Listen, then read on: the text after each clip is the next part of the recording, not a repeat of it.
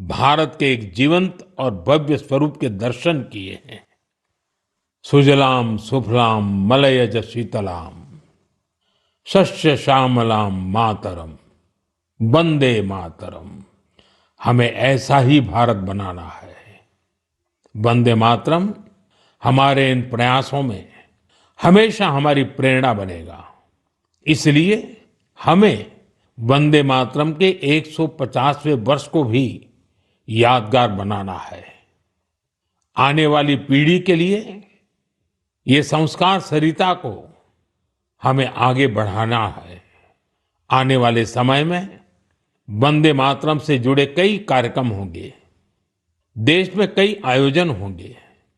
मैं चाहूंगा हम सब देशवासी वंदे मातरम के गौरवगान के लिए स्वतः स्फूर्त भावना से भी प्रयास करें। आप मुझे अपने सुझाव हैशटैग वंदे मातरम 150 के साथ जरूर भेजिए। हैशटैग वंदे मातरम 150। मुझे आपके सुझावों का इंतजार रहेगा और हम सब इस अवसर को ऐतिहासिक बनाने के लिए काम करेंगे। मेरे प्यारे देशवासियों, संस्कृत का नाम सुनते ही हमारे मन मस्तिष्क में आता है हमारे धर्म ग्रंथ, वेद, उपनिषद, पुराण, शास्त्र, प्राचीन ज्ञान विज्ञान, अध्यात्म और दर्शन। लेकिन एक समय इन सब के साथ साथ संस्कृत बातचीत की भी भाषा थी। उस युग में अध्ययन और शोध संस्कृत में ही किए जाते थे। नाट्य मंचन भी संस्कृत में होते थे। लेकिन दुर्भाग्य से गुलामी के कालखंड में भी और आजादी के बाद भी संस्कृत लगातार उपेक्षा का शिकार हुई। इस वजह से युवा पीढ़ियों में संस्कृत के प्रति आकर्षण भी कम होता चला गया। लेकिन साथियों, अब समय बदल रहा है तो संस्कृत का भी समय बदल रहा है। संस्कृति और सोशल मीडिया की दुनिया ने संस्कृत को नई प्राणवायु दे दी है। इन दिनों कई युवा संस्कृत को लेकर बहुत रोचक काम कर रहे हैं। आप सोशल मीडिया पर जाएंगे तो आपको ऐसी कई रील्स दिखेगी जहां कई युवा संस्कृत में और संस्कृत के बारे में बात करते दिखाई देंगे। कई लोग तो अपने सोशल मीडिया चैनल के जरिए संस्कृत सिखाते भी हैं। ऐसे ही एक युवा कंटेंट क्रिएटर है भाई यश साळुंके। यश की खास बात यह है कि वो कंटेंट क्रिएटर भी है और क्रिकेटर भी हैं। संस्कृत में बात करते हुए क्रिकेट खेलने की उनकी रील लोगों ने खूब पसंद की है। आप सुनिए।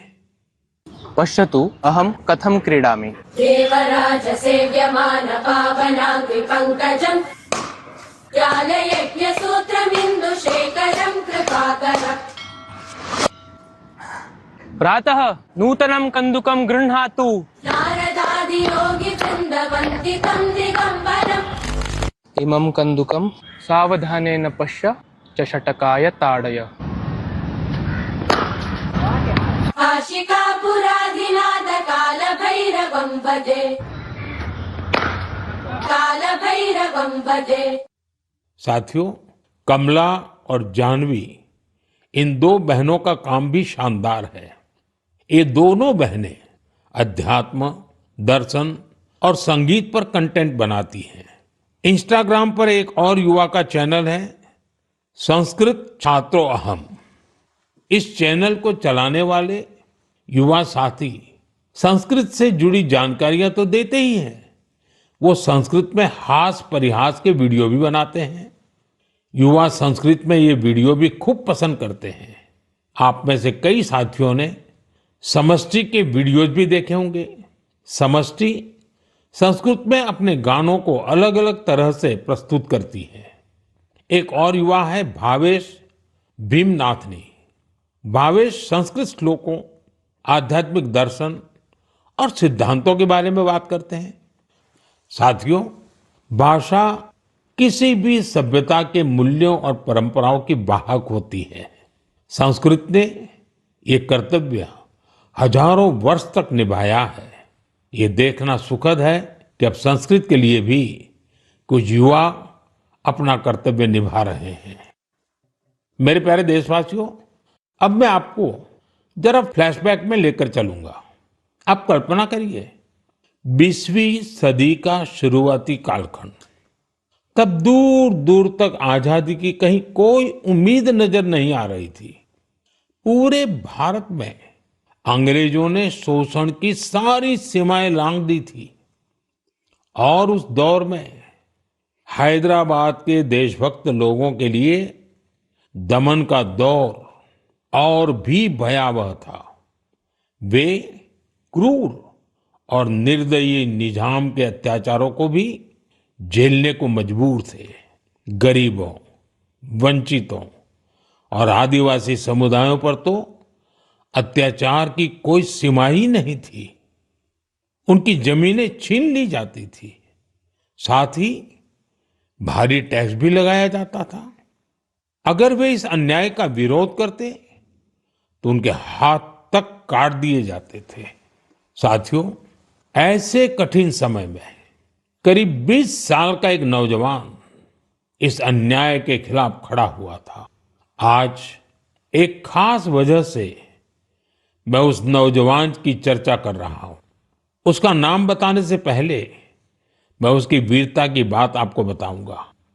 साथियों, उस दौर में जब निजाम के खिलाफ एक शब्द बोलना भी गुनाह था, उस नौजवान ने सिद्दीकी नाम के निजाम के एक अधिकारी को खुली चुनौती दे दी थी।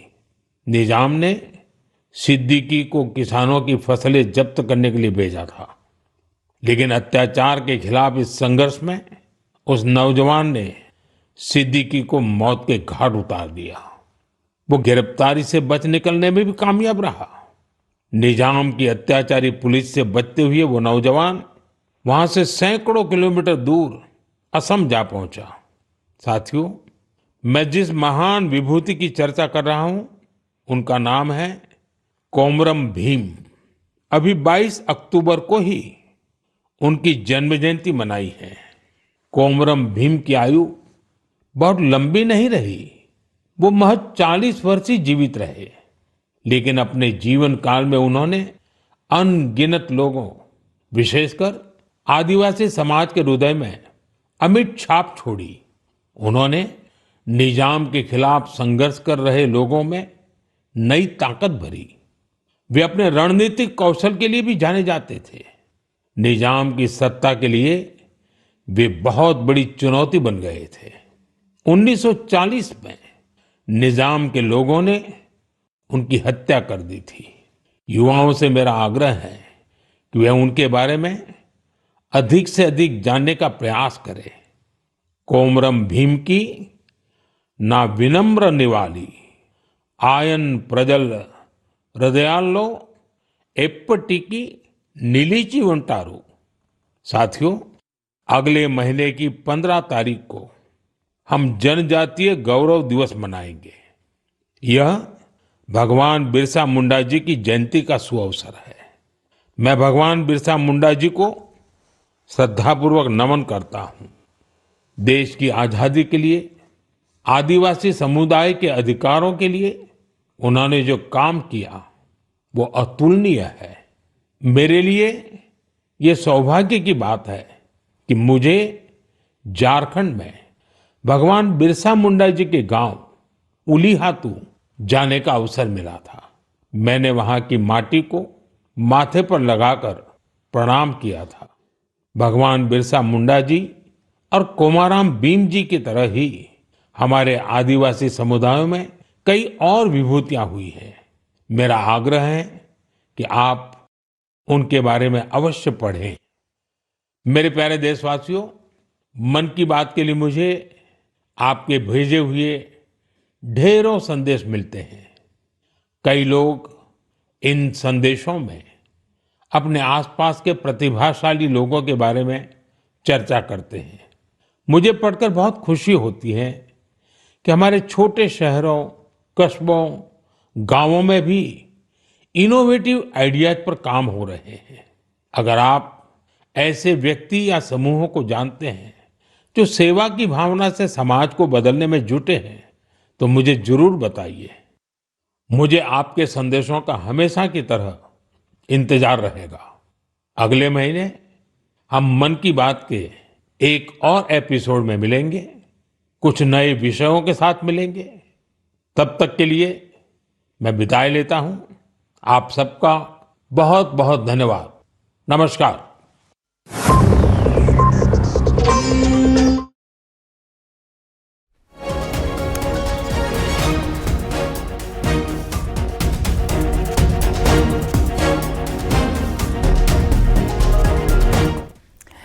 और आइए बढ़ते हैं आगे, कुछ और खबरें आप तक पहुंचाते हैं। गाजियाबाद की खबर जानिए, जहां पर इंदिरापुरम स्थित यशोदा मेडिसिटी का राष्ट्रपति द्रौपदी मुर्मू ने उद्घाटन कर दिया है।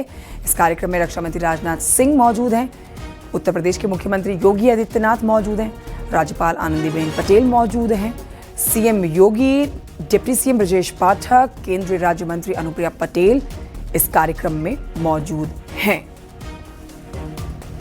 आज की तस्वीर अब से थोड़ी देर पहले यशोदा मेडिसिटी का उद्घाटन राष्ट्रपति द्रौपदी मुर्मू ने किया है। इस शुभ अवसर को माननीय राष्ट्रपति जी अपनी गरिमामयी उपस्थिति से आलोकित कर रही हैं और उनकी उपस्थिति इस ऐतिहासिक क्षण को अपने कर कमलों के द्वारा यशोदा मेडिसिटी की स्मारक पट्टिका का अनावरण कर इस महत्वपूर्ण परियोजना का औपचारिक शुभारंभ कर रही हैं। इस शुभ अवसर को माननीय राष्ट्रपति जी अपनी गरिमामयी उपस्थिति से आलोकित कर रही हैं और उनकी उपस्थिति इस ऐतिहासिक क्षण को अपने कर कमलों के द्वारा यशोदा मेडिसिटी की स्मारक पट्टिका का अनावरण कर इस महत्वपूर्ण परियोजना का औपचारिक शुभारंभ कर रही हैं। तो देखिए, अब से थोड़ी देर पहले यहाँ कई एकड़ में फैले हुए यशोदा मेडिसिटी का उद्घाटन राष्ट्रपति द्रौपदी मुर्मू ने किया है। अत्यधिक सुविधाओं से लैस ये हॉस्पिटल, जो कि 8 एकड़ में फैला हुआ है और कई सौ बेड यहाँ पर हैं। एक साथ कई मरीजों के उपचार के लिए इस यशोदा मेडिसिटी को तैयार किया गया है, जिसका आज उद्घाटन राष्ट्रपति द्रौपदी मुर्मू ने किया है। मुख्यमंत्री योगी आदित्यनाथ 2 दिवसीय दिल्ली एनसीआर के दौरे पर और कल उन्होंने राष्ट्रपति द्रौपदी मुर्मू को आज के कार्यक्रम के लिए आमंत्रित भी किया था। अमित राणा के पास चलते हैं, हमारे साथ इस समय और जानकारी के साथ मौजूद है फोन लाइन पर। अमित राणा, इस समय क्या हलचल है? उद्घाटन राष्ट्रपति द्रौपदी मुर्मू ने कर दिया है। जी कंचन, आपको बताना चाहूंगा वो समय ही चुका है जब उम्मीदवार ने यहाँ पर द्रौपदी मुर्मू पहुंची और यशोदा मेडिसिटी का उन्होंने उद्घाटन कर दिया। उनके साथ तो मुख्यमंत्री योगी आदित्यनाथ भी रहे, रक्षा मंत्री राजनाथ सिंह और उप मुख्यमंत्री ब्रजेश पाठक भी रहे और ये तमाम लोग अपने स्टेज पर भी आ चुके हैं और यहाँ पर अब उनका जो प्रोग्राम की शुरुआत की जा रही है। इससे पहले द्रौपदी मुर्मू ने उद्घाटन किया और उनके द्वारा ही जो पूरा अस्पताल है उसका निरीक्षण भी किया गया। तमाम अस्पताल में वो घूमी है और देखा है कि किस तरह की व्यवस्था या लोगों को मिलने वाली है। उतना ही नहीं, आपको बताना चाहूंगा दिल्ली एनसीआर का ये सबसे हाईएस्ट टेक्नोलॉजी वाला अस्पताल है, जहां रोबोटिक के जरिए यहाँ पर जो तमाम वो की जाएंगी।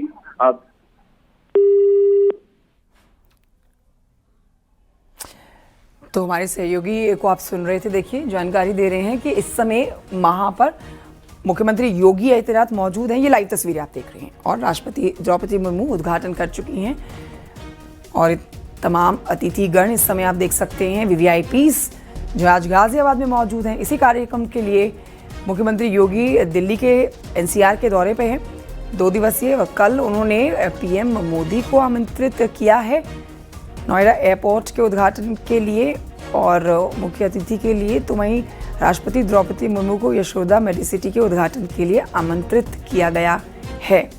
आज कार्यक्रम में राष्ट्रपति द्रौपदी मुर्मू पहुंची हुई हैं। ये लाइव तस्वीरें आप वहां से देख रहे हैं आती हुई यशोदा मेडिसिटी, जो कि अपने आप में आप कह सकते हैं कि बहुत बड़े एकड़ में फैले हुए इस प्रॉपर्टी में कई अत्याधुनिक हाईटेक फैसिलिटीज़ हैं, जिसमें गंभीर से गंभीर बीमारी के लिए अब बाहर नहीं निकलना होगा दिल्ली एनसीआर से। एकमात्र ये ऐसा हॉस्पिटल जहां पर कई मरीज एक साथ देखे जा सकते हैं। और देखिए, एम्स की तर्ज पर यहाँ पर बेहद बड़े एक्सपर्टीज डॉक्टर्स मौजूद हैं जिनकी देखरेख में मरीजों को उपचार मिलेगा। अमित राणा से लेते और जानकारी, हमारे साथ फोन लाइन पर मौजूद हैं। अमित राणा, इस समय क्या हलचल है वहां पर? क्या राष्ट्रपति द्रौपदी मुर्मू मेडिसिटी, यशोदा मेडिसिटी के उद्घाटन पर मीडिया से बात भी कर सकती हैं? आपको बताना चाहूंगा कि अब से 5 मिनट पहले ही उन्होंने यहाँ का उद्घाटन किया है। यशोदा मेडिसिटी का उद्घाटन राष्ट्रपति द्रौपदी मुर्मू द्वारा किया गया है। उसके बाद उन्होंने यहाँ निरीक्षण भी किया और हाल फिलहाल में जो मंच इनके लिए बनाया गया था उस मंच पर भी वो पहुंचने वाली है। उनसे पहले यहाँ पर मुख्यमंत्री योगी आदित्यनाथ, उप मुख्यमंत्री ब्रजेश पाठक, रक्षा मंत्री राजनाथ सिंह और अनुप्रिया पटेल भी मौजूद हैं। साथ ही जो हॉस्पिटल के जो मालिक हैं वो भी यहाँ मौजूद हैं। हालांकि कुछ ही क्षणों में वो अब यहाँ पर आने वाली हैं और यहाँ मंच पर आसीन होंगी। उससे पहले ही तमाम लोग यहाँ खड़े हो चुके हैं। जैसे प्रोटोकॉल के जरिए कहा जाता है, जब जैसे ही राष्ट्रपति पहुंचती हैं तो सभी लोग खड़े होते हैं उनके अभिवादन के लिए, और तमाम लोग यहाँ अभिवादन के लिए यहाँ खड़े भी हुए हैं। जैसे ही राष्ट्रपति यहाँ पहुंचेंगी उसके बाद यहाँ लोगों से उनका वार्तालाप की जाएगी और यहाँ जो लोग होंगे उनको वे संबोधित भी करेंगी और हॉस्पिटल के बारे में संभव से बताया जा रहा कुछ बताया जाए। हालांकि मीडिया से वो बात करेंगे नहीं, इस बात को लेकर अभी कुछ कहा नहीं गया है। लेकिन जो उनका तयशुदा कार्यक्रम है उसके तहत 11:20 पर उनको आना था, जो तयशुदा टाइम पर ही आई। उसके बाद वो यहाँ पर 12:30 तक रहेंगी, यानी कि तकरीबन 40 मिनट, 1 घंटा 20 मिनट के करीब वो यहाँ रहने वाली हैं। तो ऐसे में कोई बड़ी सौगात भी यहाँ मिल सकती है नहीं, इन तमाम चीजों के भी कयास लगाए जा रहे हैं। सभी इंतजार भी कर रहे हैं कि कब राष्ट्रपति द्रौपदी मुर्मू यहाँ पहुंचेंगी मंच पर, और ये वो क्षण आ ही गया है कि जब राष्ट्रपति द्रौपदी मुर्मू यहाँ पहुंचने वाली हैं। क्योंकि तमाम जो यहाँ पर मौजूद हैं, चाहे वो मंच पर आसीन तमाम लोग हैं, चाहे वो नीचे खड़े हुए लोग हैं, तो देश की मुख्य राष्ट्रपति जो है द्रौपदी मुर्मू पहुंच चुकी है मंच पर। तालियों की गड़गड़ाहट इस बात को बता रही होगी कि तमाम लोगों द्वारा उनका स्वागत किया जा रहा है। जो प्रोटोकॉल होता है, प्रोटोकॉल के जरिए तमाम लोग खड़े हुए हैं उनके अभिवादन में, और उनके आने के बाद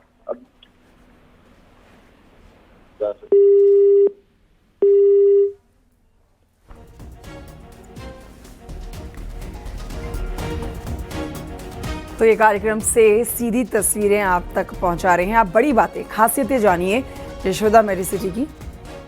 देखिए, एआई रोबोटिक जैसी तकनीकें यहाँ पर मौजूद हैं। 24/7 क्रिटिकल केयर यूनिट है जो बड़ी से बड़ी बीमारी के इलाज के लिए तत्परता के साथ पेशेंट के साथ रहेगी। और आपको बताएं कि 8 एकड़ में ये फैला हुआ है हॉस्पिटल, जहाँ पर कई बेड्स हैं, एक साथ 14 फ्लोर पर हाईटेक सुविधाएं हैं, 1200 बेड्स हैं, 1200 बिस्तर वाला ये, जहाँ पर 250 मॉड्यूलर आईसीयू बेड हैं। मरीजों के उपचार के लिए 16 हाईटेक ऑपरेशन थिएटर्स यहाँ पर हैं। एआई रोबोटिक्स जैसी तकनीक यहाँ पर है। 24/7 क्रिटिकल केयर यूनिट यहाँ पर है, और हर वक्त देखिए इमरजेंसी रिस्पांस सिस्टम मौजूद रहेगा। तो कई सुविधाओं से लैस ये यशोदा मेडिसिटी, जिसका उद्घाटन करने के लिए आज राष्ट्रपति खुद आई हैं मुख्यमंत्री योगी के निमंत्रण पर। मंच से में वर्णित इस पावन श्लोक के साथ माननीय राष्ट्रपति श्रीमती द्रौपदी मुर्मू जी का हृदय से स्वागत करते हैं, अभिनंदन करते हैं। आपकी गरिमामय उपस्थिति के लिए हम अत्यंत कृतज्ञ हैं माननीय राष्ट्रपति जी। आपका सानिध्य हमारे समारोह को और भी विशेष, गौरवपूर्ण और स्मरणीय अवसर बना रहा है। मंचासीन महानुभावों का भी हम स्वागत करते हैं। उत्तर प्रदेश के माननीय मुख्यमंत्री श्री योगी आदित्यनाथ जी, भारत के माननीय रक्षा मंत्री श्री राजनाथ सिंह जी। इस बीच मुख्यमंत्री योगी आदित्यनाथ का संबोधन जरूर होगा। जैसे उनका संबोधन होगा आपको लिए चलेंगे एक बार फिर से कार्यक्रम में। फिलहाल आगे बढ़ते हैं, कुछ और खबरें आप तक पहुंचाते हैं। आगरा की खबर जानिए। देखिए, यहाँ ट्रक में घुसी पुलिस की कार और एक सिपाही के साथ 2 लोगों की मौत की जानकारी मिल रही है। ट्रक में पुलिस की कार घुस गई, 5 घायल हुए हैं। दबिश देकर वापस लौट रही थी पुलिस की टीम और इसी दौरान हादसा हो गया। राजस्थान के सूरतगढ़ से लौट रहे थे। अमित गंजू से लेते हैं जानकारी, फोन लाइन पर मौजूद है। माफ कीजिए, कामिर कुरैशी हमारे साथ मौजूद है और जानकारी के साथ। कामिर, ये काफी बड़ा हादसा है, ये पूरी खबर बताएं। बिल्कुल, देखिए, ये सड़क हादसा थाना फतेहपुर सीकरी क्षेत्र के आगरा जयपुर हाईवे पर हुआ। इस कार के अंदर पुलिसकर्मी सवार थे जो आगरा के बरहन थाने में तैनात है, और उसके अलावा एसओजी और सर्विलांस की टीम भी थे। ये सभी लोग राजस्थान के सूरतगढ़ में से एक दबिश देकर वापस आ रहे थे। तभी ड्राइवर को नींद की झपकी लगी और ये बड़ा सड़क हादसा हो गया। इस सड़क हादसे में हेड कांस्टेबल गौरव प्रताप सिंह समेत 2 की मौत हुई है, तो वहीं 5 अन्य पुलिसकर्मी ऐसे हैं जो घायल हुए हैं। सूचना पर थाना पुलिस मौके पर पहुंची है, घायलों को इलाज के लिए अस्पताल में भर्ती कराया है और जो शव है उनको कब्जे में ले पोस्टमार्टम के लिए भेजा है। अब पुलिस पूरे मामले की जांच पड़ताल कर रही है कि आखिर कैसे क्या कारण रहा, कि कहीं ट्रक की गलती थी या ड्राइवर की झपकी के कारण ही ये बड़ा हादसा हुआ है। जी शुक्रिया आपका जानकारी के लिए कामिल कुरैशी।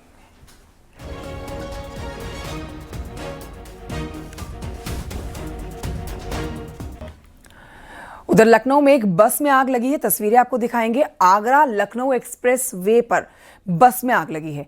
बस दिल्ली से गोंडा की ओर जा रही थी। फायर ब्रिगेड की 3 गाड़ियों ने मौके पर पहुंचकर आग पर काबू पाया है। इस बीच आपको बता देते हैं 39 यात्री जो बस में सवार थे वो सभी सुरक्षित हैं। जानकारी मिल रही है कि बस ड्राइवर की सूझबूझ से बड़ा हादसा टला है। ड्राइवर ने बस को एक्सप्रेस वे पर किनारे लगाया और सभी यात्रियों को सुरक्षित बाहर निकलवाया।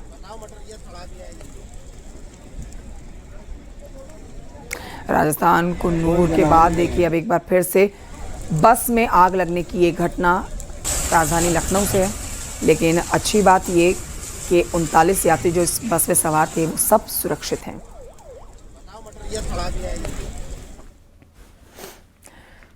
लखनऊ में किसान पथ पर चल रही कार में अचानक से आग लगी है। इसके बाद कार के ड्राइवर ने कूदकर अपनी जान बचाई है। बाराबंकी से कानपुर के बिठुर गया था ये शख्स और वहां से लौटते हुए ये हादसा हो गया। किसान पथ पर सरोजनी नगर में कार के बोनट से अचानक से धुआं निकलने लगा। फौरन शख्स कार से बाहर निकला, अपनी जान उसने बचाई और ये कार पूरी तरह से जलकर राख हो गई।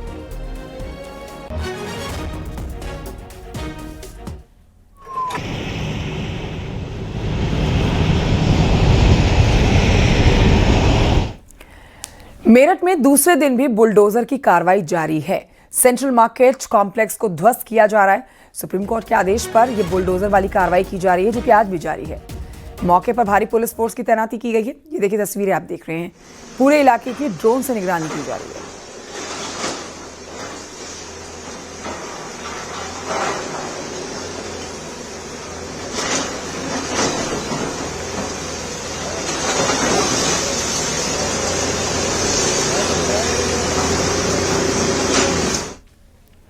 उधर मुरादाबाद मदरसा घटना पर बोले मंत्री ठाकुर रघुराज सिंह, वर्जिनिटी का सर्टिफिकेट मांगने वाले दैत्यों के वंशज, ऐसे लोगों पर सख्त कार्रवाई हो। मदरसे और बुर्का की आड़ में होते हैं हर गलत काम।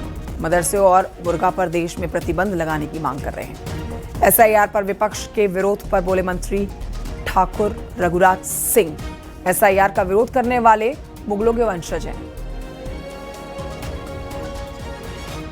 मंत्री जी, मदरसा का एक मामला आया है मुरादाबाद का कि वहां पे छोटी बच्ची जो अपने अभिभावकों के साथ एडमिशन के लिए गई और वहां उससे वर्जिनिटी का सर्टिफिकेट मांगा गया। इस रवैये को आप किस तरीके से देखते हैं? इतनी दुखद घटना है ये कि शर्मसार करने वाली। देवी देवताओं के देश में वर्जिनिटी की सर्टिफिकेट मांगी जा रही है। ये दैत्यों के वंशज हैं। मूल ये जो है इनके मूल में जो है दैत्य वंशज हैं। इस कारण इनको बुर्का पहनना है, इनको मदरसे चलाने हैं, उसमें वर्जिनिटी की उनको वो मांगनी है। मेरा बस चले तो मैं आज ही बुर्का और मदरसे एक कलम से बंद कर दूं। यूएई के अंदर देखिए मदरसे बंद कर दिए गए हैं, लेकिन हमारे देश में 250 मदरसे थे, आज 45,000 मदरसे चल रहे हैं। उत्तर प्रदेश में अकेले 15,000 मदरसे चल रहे हैं, जिसमें गलत गतिविधियां जिसमें पैदा होती हैं, देशद्रोही पैदा होते हैं। वो मुगलों की नाजायज संतान जो हमारे हिंदुस्तान में है, जो विपक्षी अपने आप को कहते हैं कि हम मुसलमानों के पक्षधर हैं, झूठे पक्षधर हैं, तो ऐसे मुगलों की नाजायज संतान है जो चुनाव आयोग का विरोध करते हैं। मैं चुनाव आयोग को साधुवाद धन्यवाद दूंगा, क्योंकि ये देश धर्मशाला नहीं है।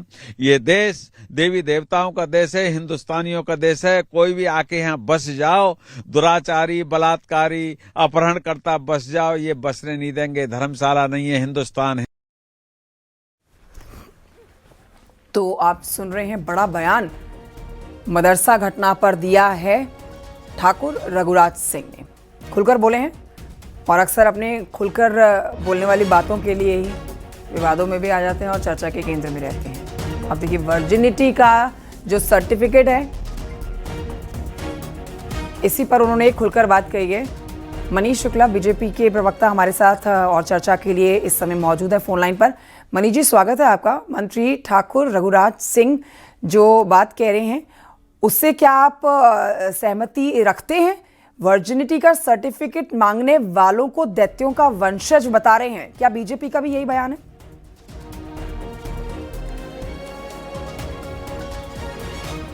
उनसे बातचीत करें, लेकिन उससे पहले आपको एक बार फिर से बता देते हैं कि ठाकुर रघुराज सिंह ने ये बड़ी बात कही है। मंत्री हैं और देखिए, वर्जिनिटी का जो सर्टिफिकेट मांगने वाला मुद्दा इस समय चल रहा है, जिसके ऊपर जांच भी बिठाई गई है, उसमें दैत्यों के वंशज बता रहे हैं ऐसे लोगों को जो बच्चियों से वर्जिनिटी का सर्टिफिकेट मांगते हैं और उनके खिलाफ सख्त कार्रवाई की मांग कर रहे हैं। मदरसे और बुर्का की आड़ में ही गलत काम होते हैं।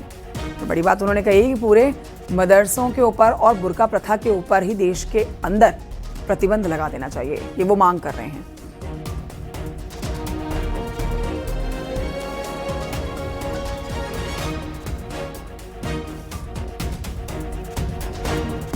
तो बच्चियों से वर्जिनिटी का सर्टिफिकेट जो मांगा गया है, ये खबर लगातार सुर्खियों में है और इस मामले ने अब राजनीतिक रूप ले लिया है, क्योंकि इस पर बीजेपी हमलावर है, आक्रोशित है।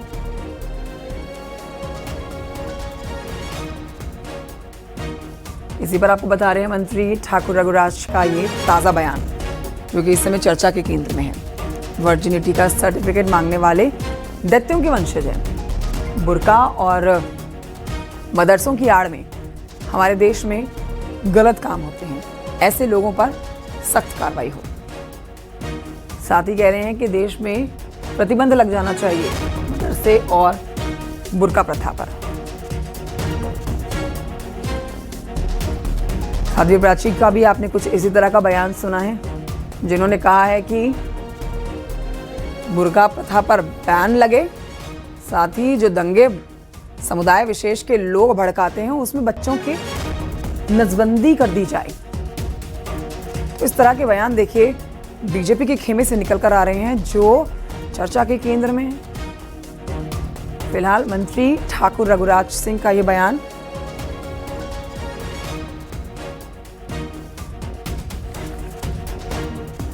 इस पर हमारे साथ चर्चा करने के लिए कपीश श्रीवास्तव जी जुड़ गए हैं, सपा के प्रवक्ता हैं।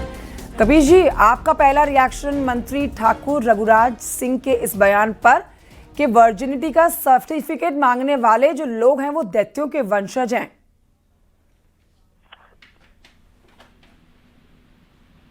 हेलो जी कपीश जी, आवाज आ रही है?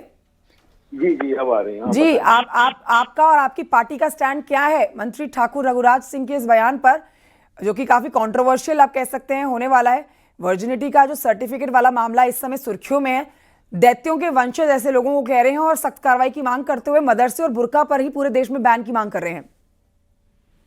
देखिए, पहली चीज तो ये एक चीज हकीकत है कि अगर किसी का वर्जिनिटी का सर्टिफिकेट मांगा जा रहा है, कहीं से भी मांगा जा रहा है, ये न्यायोचित नहीं है, ये गैर विधिक कार्य है और ऐसे करने वाले के ऊपर निश्चित रूप से सख्त कार्रवाई होनी चाहिए। क्योंकि इस देश में चाहे वो महिला किसी भी धर्म से आती हो, जो हमारे संस्कार और संस्कृति है वो यत्र नार्यस्तु पूज्यन्ते रमन्ते तत्र देवता की। लेकिन दूसरी बात यह है कि जिस तरीके से घटिया डिमांड जो है ये मंत्री साहब ने किया है, एक संवैधानिक पद पर बैठ करके इतनी ओछी हरकत करने वाले मंत्री को तत्काल प्रभाव से जो है निलंबित कर देना, उसको पद से इस्तीफा दिलवाना चाहिए। क्योंकि इस तरह की घटिया, आप एक व्यक्ति के ऊपर जिसने मांगा है, आप किसी समाज के सारे लोगों के ऊपर आप दैत्यों के वंशज आप कह दें तो ये उचित नहीं। बहुत सीधी बात है, मंत्री को एक हिसाब से एक संवैधानिक दायरे के अंदर रहते हुए अपनी बातें कहनी चाहिए। सख्त कार्रवाई करने की मांग करते तो वो ज्यादा बेहतर होता। वो भी की है सर, सख्त कार्रवाई की मांग भी की है, जो असंवैधानिक बातें। शुक्रिया कपीश श्रीवास्तव जी, आपका बहुत शुक्रिया सपा का स्टैंड रखने के लिए।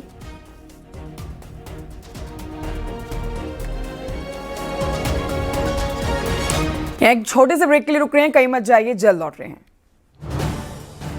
आप देख रहे हैं न्यूज 18 उत्तर प्रदेश उत्तराखंड। आप देख रहे हैं न्यूज 18 उत्तर प्रदेश उत्तराखंड।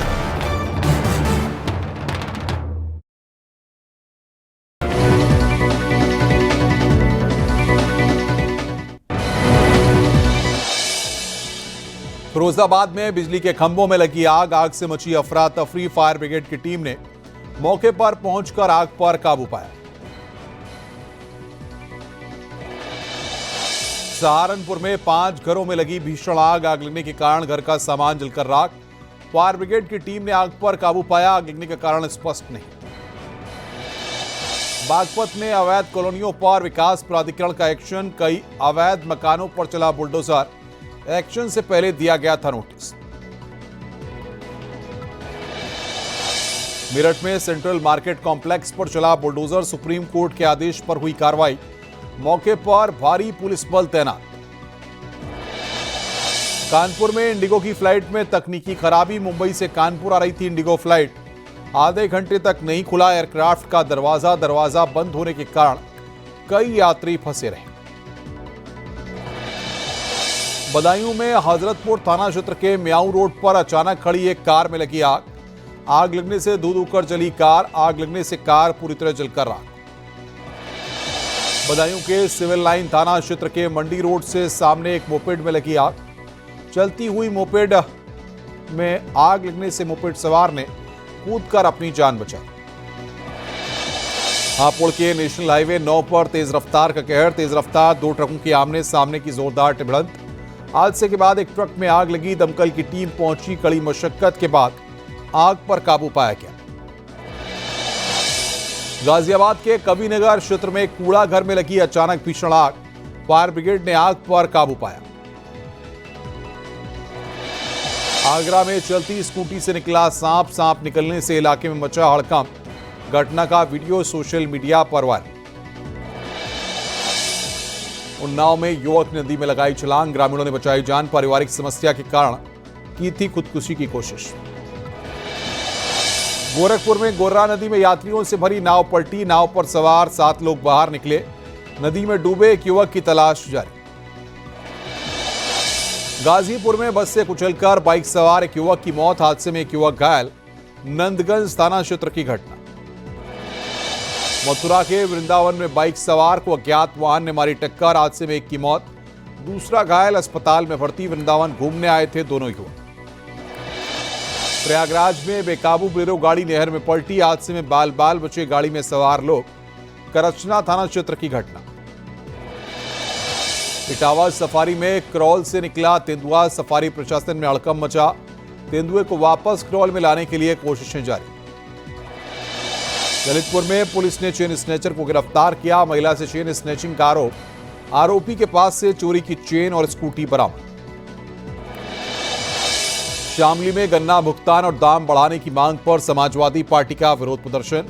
सुधीर पवार के नेतृत्व में कलेक्ट्रेट पर हुआ प्रदर्शन। कार्यकर्ताओं ने जमकर की नारेबाजी। चित्रकूट में सरदार वल्लभ भाई पटेल की 150वीं जयंती पर रन फॉर यूनिटी मैराथन का आयोजन। बीजेपी करा रही आयोजन। काशी में 450 साल से अधिक पुराने कृष्ण लीला का हुआ मंचन। भाव विभोर हुए लोग। कासगंज में मिशन शक्ति फेज 5 के तहत अभियान सघन वाहन चेकिंग अभियान चलाया गया। यातायात नियमों का पालन करने के लिए लोगों को जागरूक किया गया। फर्रुखाबाद में समाधान दिवस का आयोजन किया गया। डीएम और एसपी ने जन सुनवाई की। लोगों की समस्याओं के समाधान करने के निर्देश दिए। मुजफ्फरनगर में पुलिस ने चोर गिरोह का किया पर्दाफाश। 10 चोर हुए गिरफ्तार। आरोपियों के पास से चोरी का सामान बरामद। प्रयागराज में एसटीएफ ने गबन के आरोपी नीरज कुमार को गिरफ्तार किया। नीरज पर 6 करोड़ 40 लाख रुपए के गबन का आरोप। गिरफ्तारी से बचने के लिए आरोपी नेपाल भागा। आरोपी के खिलाफ प्रयागराज में 9 मुकदमे दर्ज। प्रयागराज में 26 अक्टूबर को हेल्थकॉन 2025 का आयोजन।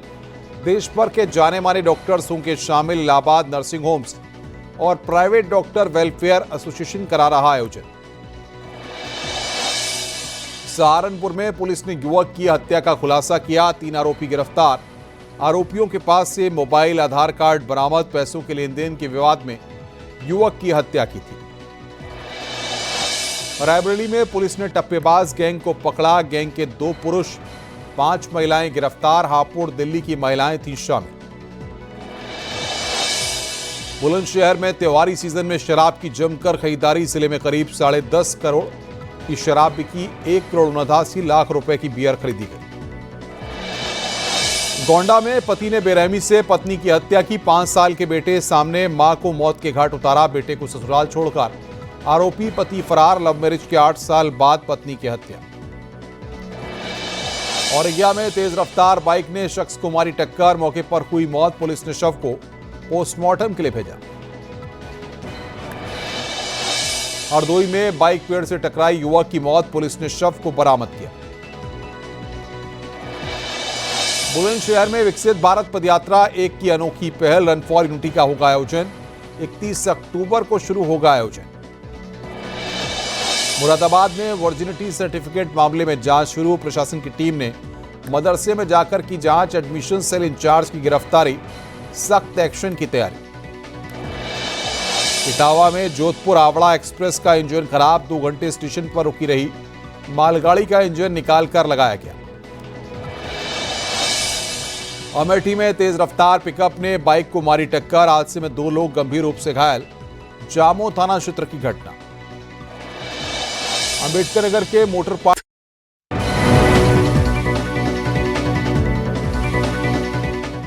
हेडलाइंस प्रेजेंटेड बाय पतंजलि गाय का घी, मां का भरोसा, प्यार से परोसा।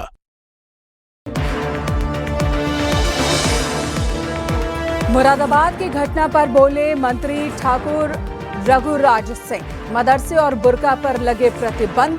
वर्जिनिटी का सर्टिफिकेट मांगने वालों को बताया दैत्यों का वंशज। SIR का विरोध करने वाले मुगलों के वंशज। गाजियाबाद के इंदिरापुरम में स्थित यशोदा मेडिसिटी का राष्ट्रपति द्रौपदी मुर्मू ने किया उद्घाटन। कार्यक्रम में रक्षा मंत्री राजनाथ सिंह, राज्यपाल आनंदीबेन पटेल, CM योगी आदित्यनाथ और डिप्टी CM ब्रजेश पाठक मौजूद। लखनऊ में एक्सप्रेसवे पर बस में लगी आग। 39 यात्री सुरक्षित। दिल्ली से गोंडा जा रही थी बस। मेरठ में दूसरे दिन भी जारी है बुलडोजर वाला एक्शन। सेंट्रल पार्क कॉम्प्लेक्स का ध्वस्तीकरण जारी। सुप्रीम कोर्ट के आदेश पर हो रही कार्रवाई। लखनऊ में कार में शव मिलने से सनसनी। पुलिस ने आत्महत्या का मामला बताया। कार के अंदर से एक रिवॉल्वर बरामद। मृतक की शिनाख्त ईशान गर्ग के रूप में।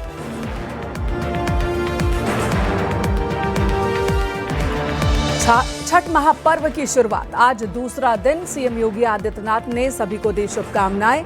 अलग अलग जिलों में घाटों का निर्माण जारी। हेडलाइंस प्रेजेंटेड बाय पतंजलि गाय का घी, मां का भरोसा, प्यार से परोसा।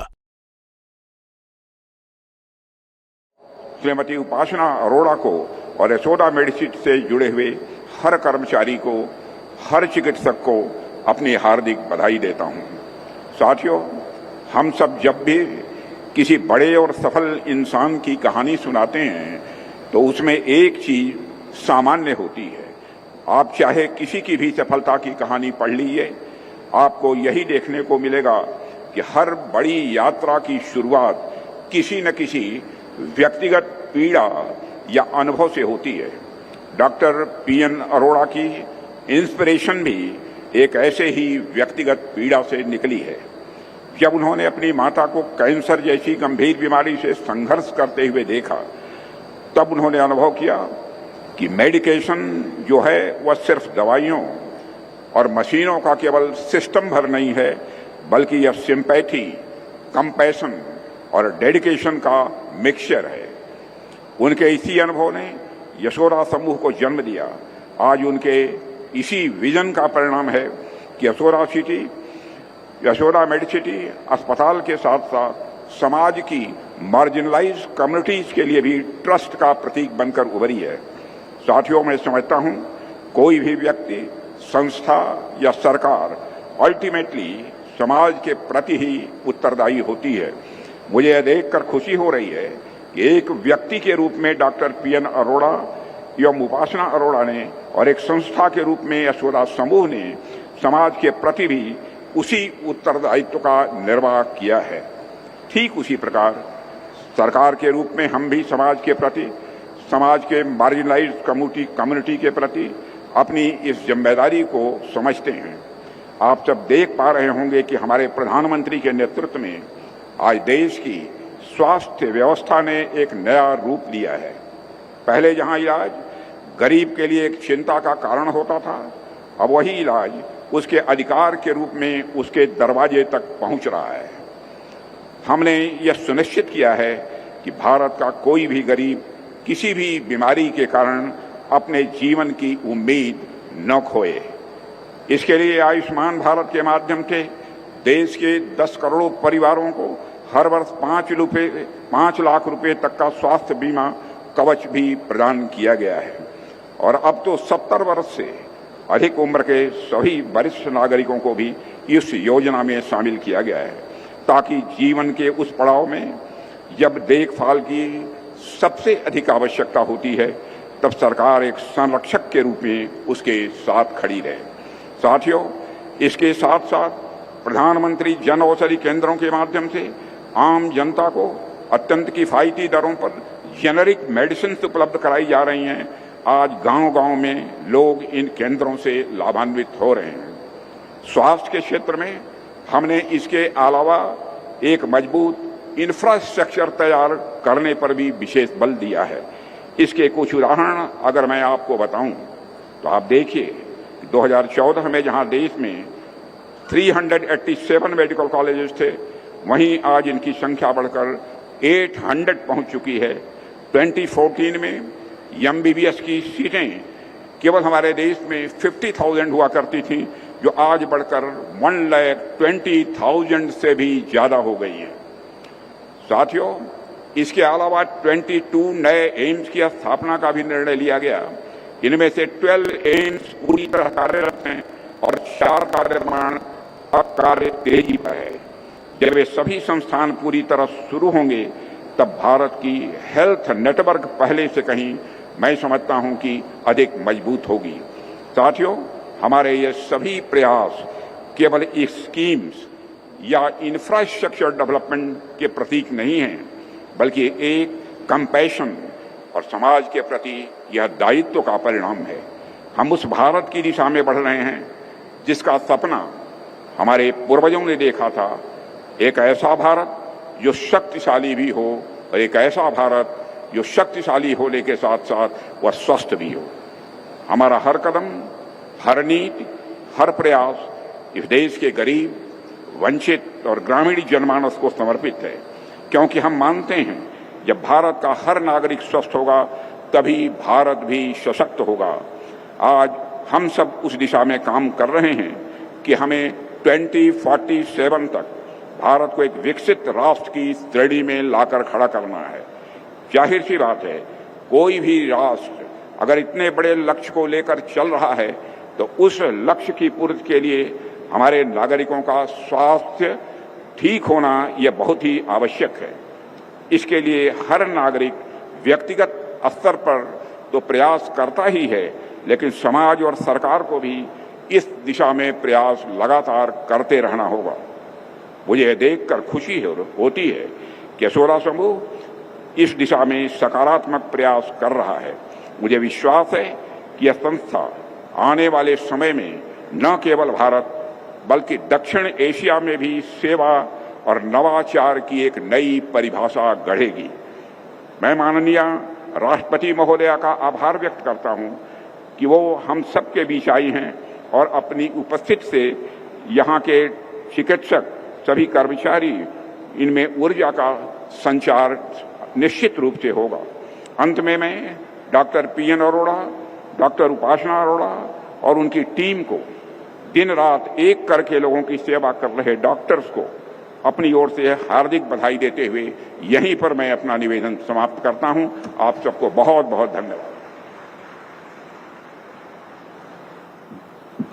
आपका हार्दिक धन्यवाद आदरणीय केंद्रीय मंत्री श्री राजनाथ सिंह जी।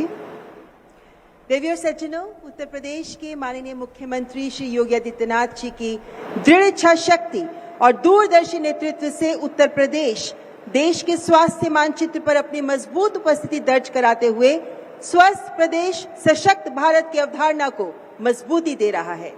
इस अवसर पर मैं माननीय मुख्यमंत्री श्री योगी आदित्यनाथ जी से विनम्र अनुग्रह करती हूं कि अपने प्रेरणादायी संबोधन से हम सभी को मार्गदर्शन प्रदान करें।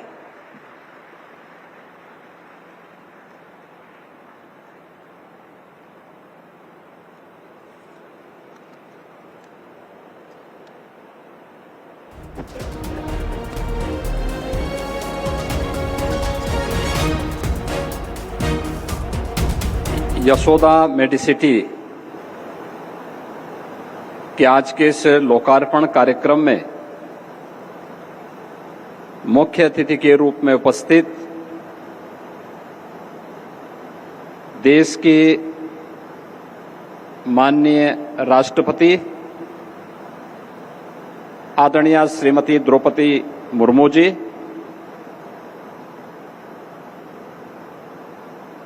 भारत के माननीय रक्षा मंत्री आदरणीय श्री राजनाथ सिंह जी, उत्तर प्रदेश सरकार में मंत्रिमंडल के मेरे वरिष्ठ सहयोगी उप मुख्यमंत्री श्री ब्रजेश पाठक जी, केंद्रीय स्वास्थ्य एवं परिवार कल्याण राज्य मंत्री श्रीमती अनुप्रिया पटेल जी, यशोदा मेडिसिटी के अध्यक्ष एवं प्रबंध निदेशक डॉक्टर पीएन अरोड़ा जी, डॉक्टर उपासना अरोड़ा जी, प्रदेश सरकार में मंत्रिमंडल के मेरे सभी सहयोगी गण, अन्य महानुभाव और उपस्थित बहनों और भाइयों,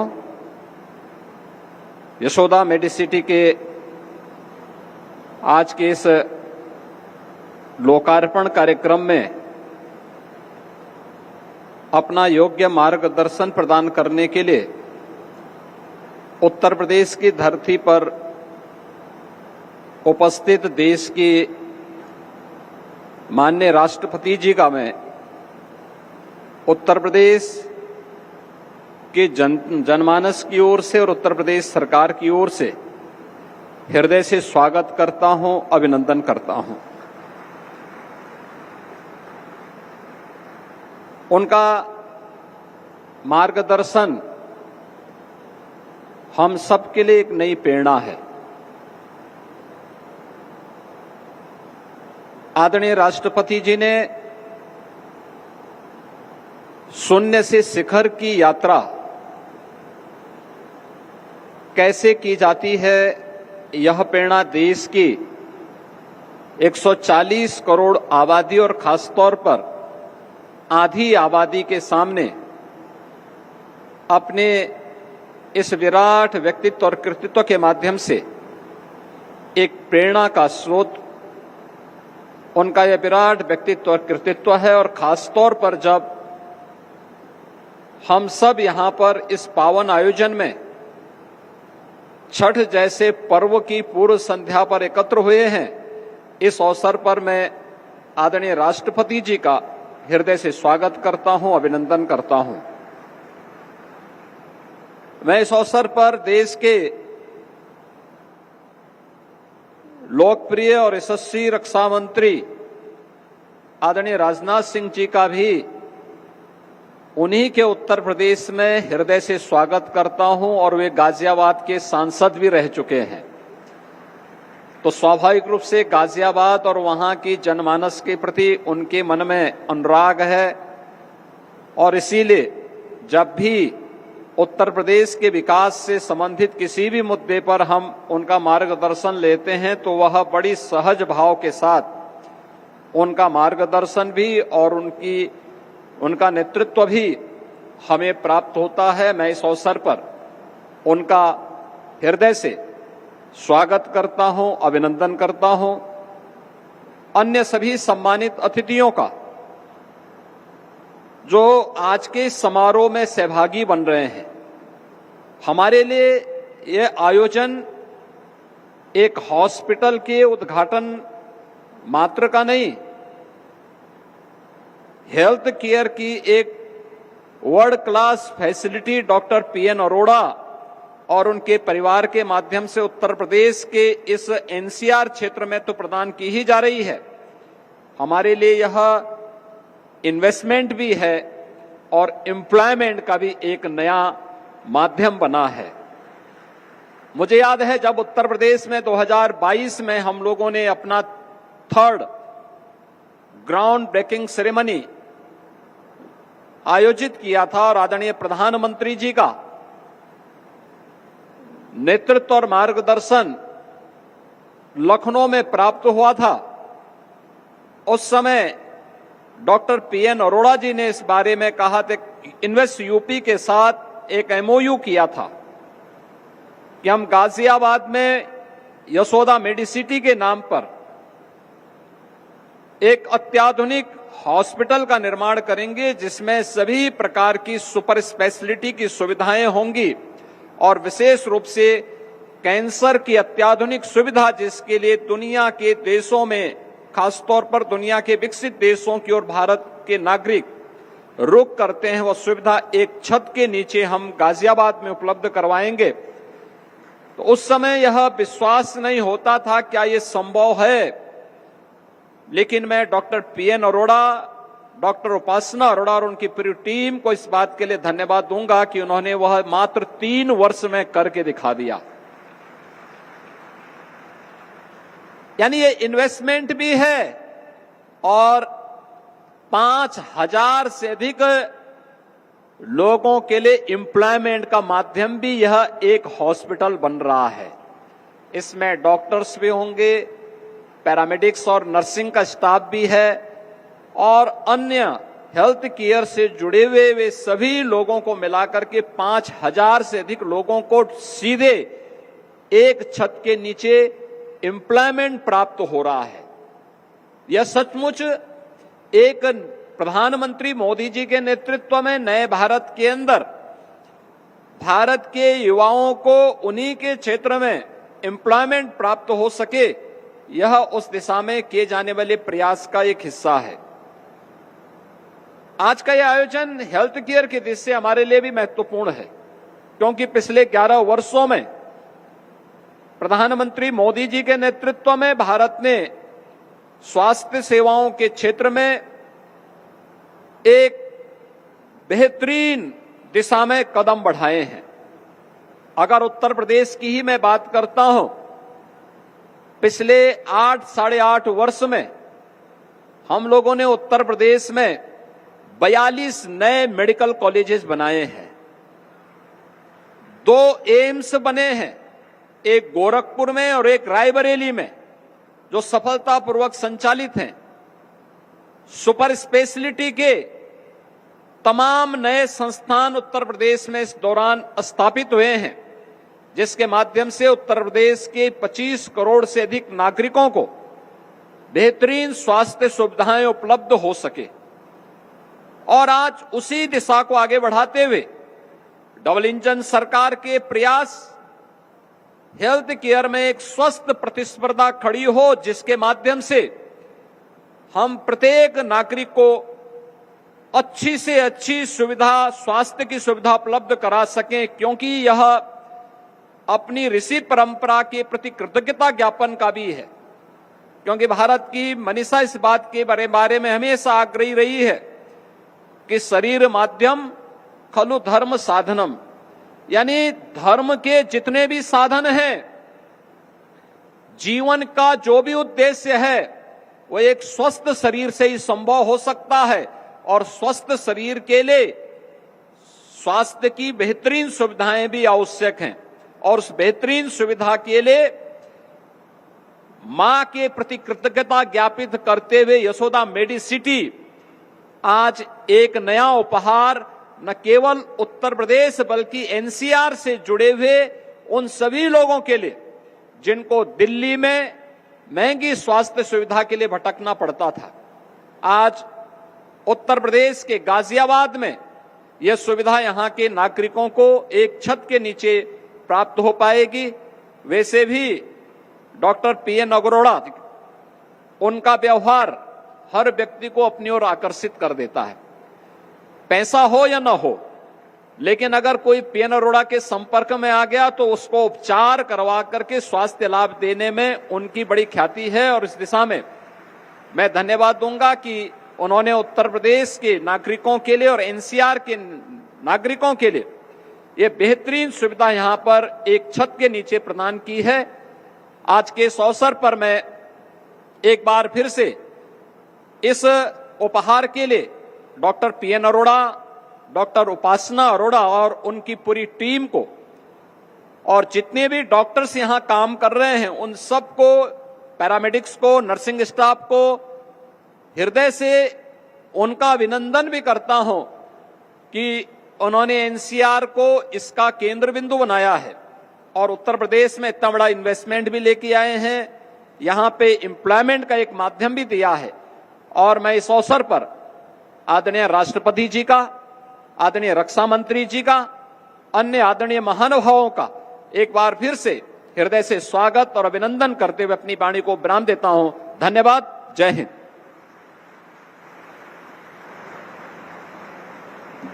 आपके सुवचनों के लिए आपका हार्दिक आभार माननीय मुख्यमंत्री जी। और देवी और सज्जनों, माननीय केंद्रीय मंत्री तथा माननीय मुख्यमंत्री जी के उत्साहवर्धक शब्दों के लिए आइए एक बार जोरदार तालियों से अपना सम्मान उनके प्रति व्यक्त करें। मान्यवर, आज का ये शुभ अवसर केवल एक संस्था की उपलब्धि नहीं है, बल्कि भारत के स्वास्थ्य क्षेत्र में एक नए अध्याय की शुरुआत है, जहां विश्व की आधुनिकतम तकनीक और करुणा एक साथ मिलकर मानवता की सेवा को तत्पर हैं। और जब माननीय राष्ट्रपति जी किसी आयोजन में अपनी उपस्थिति देती हैं, तो ये अवसर केवल सम्मान का नहीं बल्कि प्रेरणा और मार्गदर्शन का प्रतीक बन जाता है। माननीय राष्ट्रपति जी के विचारों और आशीर्वचनों से आलोकित होने का सौभाग्य आज हमें भी प्राप्त हो रहा है। मैं माननीय राष्ट्रपति जी से अत्यंत नम्रतापूर्वक आग्रह करती हूं कि वे अपने स्नेहिल और ज्ञानवर्धक शब्दों से हमें अपना आशीर्वाद प्रदान करें। स्वागत करें माननीय राष्ट्रपति जी का।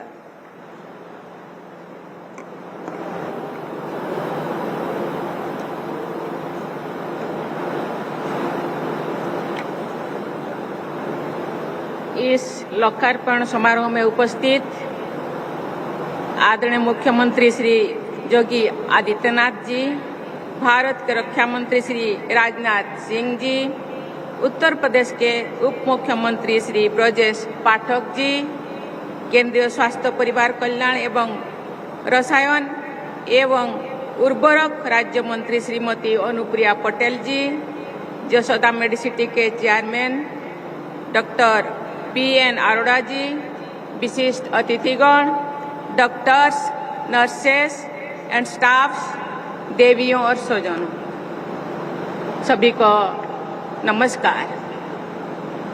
देशवासियों को निष्ठा के साथ स्वास्थ्य सेवाएं प्रदान करने वाले संस्थानों में आकर मुझे बहुत खुशी होती है। स्वास्थ्य सेवा के द्वारा आप सब देश सेवा कर रहे हैं, इसके लिए मैं आप सबकी सराहना करती हूँ। मुझे ये जानकर प्रसन्नता हुई है कि यशोदा हॉस्पिटल ने राष्ट्रीय प्राथमिकताओं को पूरी निष्ठा से एक साथ अपनाया है। मुझे बताया गया है कि कोविड की वैश्विक महामारी के दौरान यशोदा हॉस्पिटल द्वारा बड़ी संख्या में लोगों का उपचार किया गया है। राष्ट्रीय टीबी उन्मूलन कार्यक्रम के तहत हॉस्पिटल द्वारा बड़ी संख्या में रोगियों की देखभाल की जाती है। मुझे ये जानकारी भी दी गई है कि system for TB elimination in private sector यानी स्टेप्स के तहत उत्तर भारत का पहला केंद्र इस हॉस्पिटल को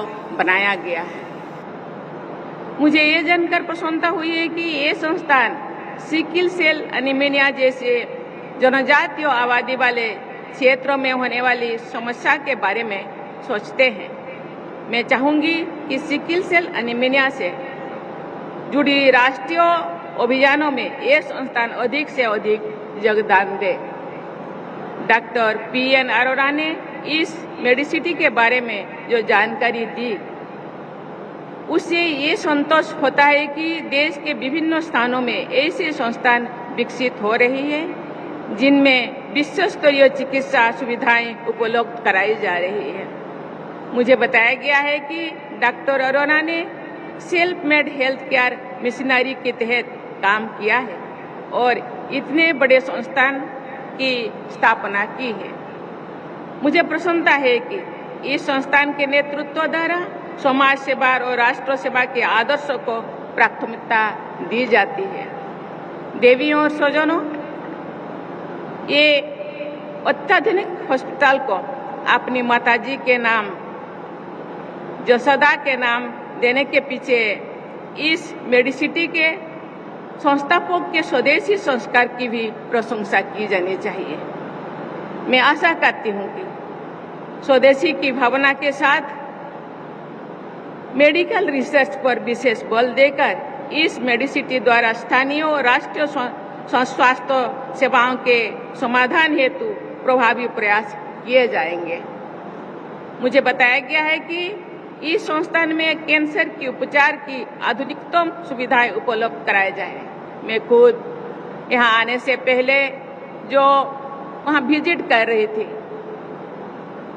मेरे जिंदगी में ये पहली बार ऐसे संस्थान, अत्याधुनिक संस्थान मुझे देखने को मिला। एक छत के नीचे सभी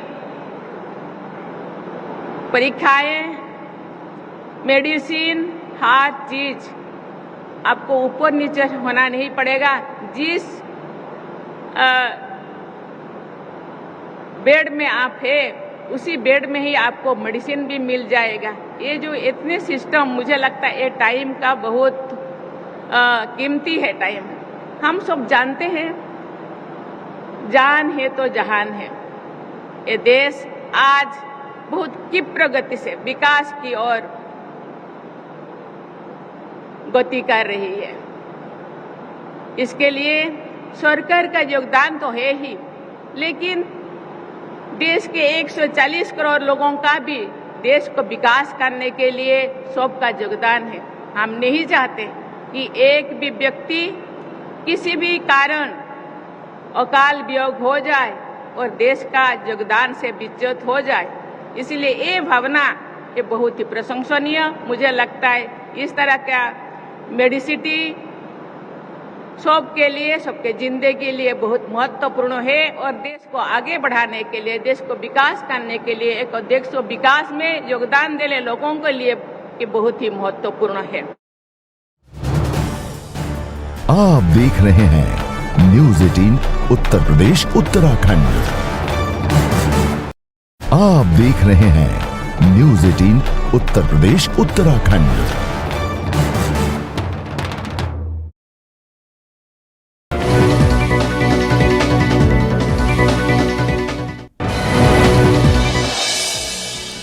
फिरोजाबाद में बिजली के खंभों में लगी आग से मची अफरा तफरी। फायर ब्रिगेड की टीम ने मौके पर पहुंचकर आग पर काबू पाया।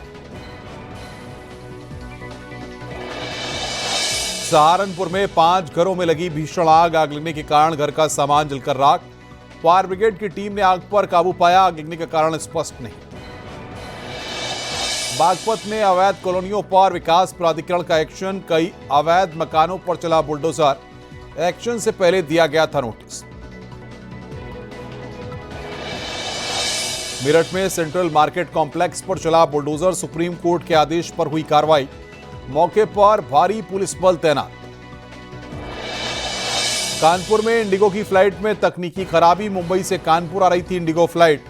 आधे घंटे तक नहीं खुला एयरक्राफ्ट का दरवाजा बंद होने के कारण कई यात्री फंसे रहे। बदायूं में हजरतपुर थाना क्षेत्र के म्याऊ रोड पर अचानक खड़ी एक कार में लगी आग। आग लगने से धू धूकर जली कार। आग लगने से कार पूरी तरह जलकर राख।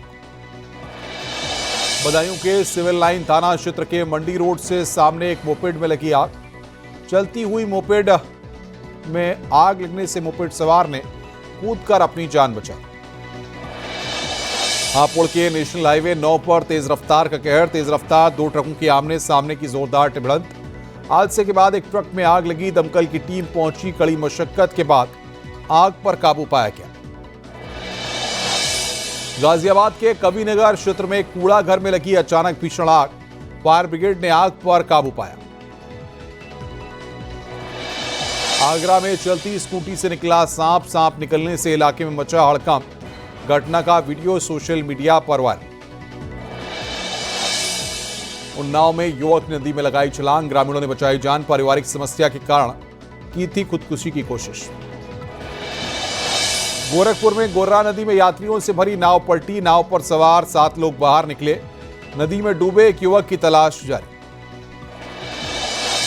गाजीपुर में बस से कुचलकर बाइक सवार एक युवक की मौत। हादसे में एक युवक घायल। नंदगंज थाना क्षेत्र की घटना। मथुरा के वृंदावन में बाइक सवार को अज्ञात वाहन ने मारी टक्कर। हादसे में एक की मौत, दूसरा घायल। अस्पताल में भर्ती। वृंदावन घूमने आए थे दोनों युवक। प्रयागराज में बेकाबू बोलेरो गाड़ी नहर में पलटी। हादसे में बाल बाल बचे गाड़ी में सवार लोग। करचना थाना क्षेत्र की घटना। इटावा सफारी में क्रॉल से निकला तेंदुआ। सफारी प्रशासन में हड़कंप मचा। तेंदुए को वापस क्रॉल में लाने के लिए कोशिशें जारी। ललितपुर में पुलिस ने चेन स्नैचर को गिरफ्तार किया। महिला से चेन स्नैचिंग का आरोप। आरोपी के पास से चोरी की चेन और स्कूटी बरामद। शामली में गन्ना भुगतान और दाम बढ़ाने की मांग पर समाजवादी पार्टी का विरोध प्रदर्शन।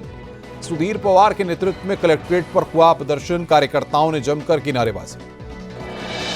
चित्रकूट में सरदार वल्लभ भाई पटेल की 150वीं जयंती पर रन फॉर यूनिटी मैराथन का आयोजन। बीजेपी करा रही आयोजन। काशी में 450 साल से अधिक पुरानी कृष्ण लीला का हुआ मंचन।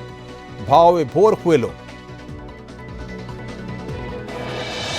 कासगंज में मिशन शक्ति फेज 5 के तहत अभियान सघन वाहन चेकिंग अभियान चलाया गया। यातायात नियमों का पालन करने के लिए लोगों को जागरूक किया गया। फर्रुखाबाद में समाधान दिवस का आयोजन किया गया। डीएम और एसपी ने। आप देख रहे हैं न्यूज़ 18 उत्तर प्रदेश उत्तराखंड।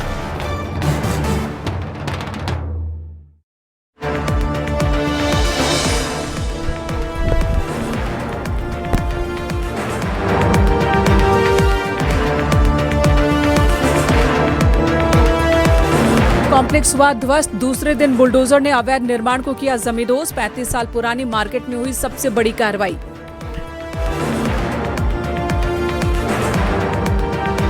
गाजियाबाद के इंदिरापुरम स्थित यशोदा मेडिसिटी का राष्ट्रपति द्रौपदी मुर्मू ने किया उद्घाटन। कार्यक्रम में रक्षा मंत्री राजनाथ सिंह, राज्यपाल आनंदीबेन पटेल, सीएम योगी आदित्यनाथ और डिप्टी सीएम ब्रजेश पाठक रहे मौजूद।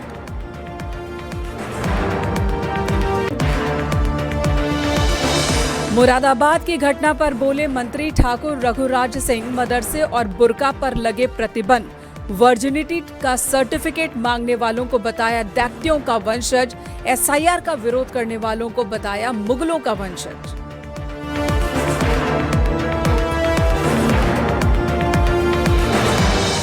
आगरा में बड़ा सड़क हादसा। ट्रक में घुसी पुलिस की कार। एक सिपाही समेत 2 की मौत, 5 घायल। दबिश देकर वापस लौट रही थी पुलिस टीम।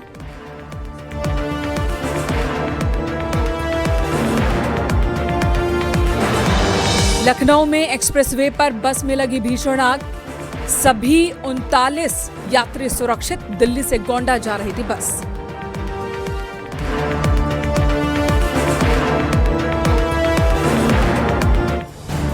आप देख रहे हैं न्यूज़ 18 उत्तर प्रदेश उत्तराखंड।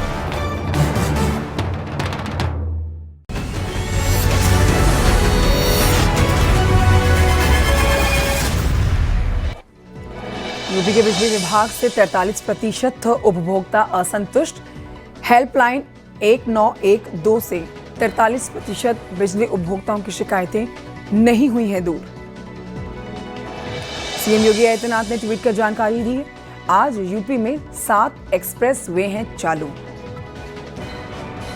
संभल में हिंसा की साजिश रचने के मुख्य आरोपी शारिक साटा के खिलाफ पुलिस ने शिकंजा कसा। कोर्ट की अनुमति से पुलिस ने शारिक साटा के खिलाफ कुर्की की मुनादी की। लखनऊ के बीकेटी में युवक की गोली मारकर हत्या, लड़के का शव सड़क किनारे मिला, पुलिस ने शव पोस्टमार्टम के लिए भेजा। सहारनपुर के थाना रामपुर मनिहारन में गौ तस्करी के मुकदमे में वांटेड चल रहे एक आरोपी को गिरफ्तार किया गया। इसका नाम है नासिर। प्रतापगढ़ में संदिग्ध हालत में घर में आग लग गई है। घर में रखा सारा सामान जलकर राख हुआ। औरैया के कोतवाली इलाके में चलती कार में आग लग गई, कार सवार ने कूदकर जान बचाई। मुरादाबाद की घटना पर बोले हैं मंत्री ठाकुर रघुराज सिंह, मदरसे और बुर्का पर प्रतिबंध लगे। गाजियाबाद के इंदिरापुरम स्थित यशोदा मेडिसिटी का राष्ट्रपति द्रौपदी मुर्मू ने उद्घाटन किया। लखनऊ में एक्सप्रेस वे पर बस में भीषण आग लगी है, सभी 39 यात्री सुरक्षित हैं। मेरठ में दूसरे दिन भी जारी है बुलडोजर वाली कार्रवाई। आगरा में देर रात कबाड़ के गोदाम में शॉर्ट सर्किट से आग लग गई है, आग पर काबू पाया गया। हाथरस के सादाबाद में आपसी वर्चस्व को लेकर दो पक्षों में मारपीट हो गई। उन्नाव के दही थाना क्षेत्र में 2 दिन से लापता 2 युवकों का गड्ढे में शव मिला। बरेली के थाना बारादरी क्षेत्र में एक लड़की ने लड़के के शादी करने से इनकार करने पर जहर खा लिया। उन्नाव में युवक ने कल्याणी नदी में छलांग लगाकर खुदकुशी का प्रयास किया। आगरा में पुलिस और रेप के आरोपी के बीच मुठभेड़ हो गई है। गोली मारकर पैर पर पुलिस ने आरोपी को गिरफ्तार किया। आगरा में पुलिस ने दिन दहाड़े फायरिंग कर रहे लोगों को डराने वाले और डर दिखाने वाले अपने आरोपी पवन सिंह उर्फ पन्ना को गिरफ्तार कर लिया है। हरदोई में न्यूज 18 की खबर का बड़ा असर हुआ है। पुलिस ने ओवरलोड ई रिक्शा चालक को गिरफ्तार किया। हमीरपुर में सीमेंट सरिया से लदे हुए ट्रैक्टर ट्रॉली के पलटने के बाद हादसा हुआ, 2 लोगों की मौत, 7 लोग घायल। अलीगढ़ में मंदिर में आई लव मोहम्मद लिखने की घटना पर संभल के सांसद जियाउर रहमान बर्क ने बीजेपी पर सोची समझी साजिश के आरोप लगाए। लखनऊ में कार में लड़के का शव मिलने से सनसनी फैली, पुलिस मामले की जांच कर रही है। ऑपरेशन लंगड़ा के तहत पुलिस की ताबड़तोड़ कार्रवाई जारी है। 20,000 का इनामी बुलंदशहर में गिरफ्तार। इटावा में पत्नी की दहशत से दुखी पति ने शादी के मात्र 4 महीने के बाद वंदे भारत एक्सप्रेस के सामने कूदकर जान दी। छठ महापर्व की शुरुआत हो चुकी है। सीएम योगी ने प्रदेशवासियों को शुभकामनाएं दी हैं।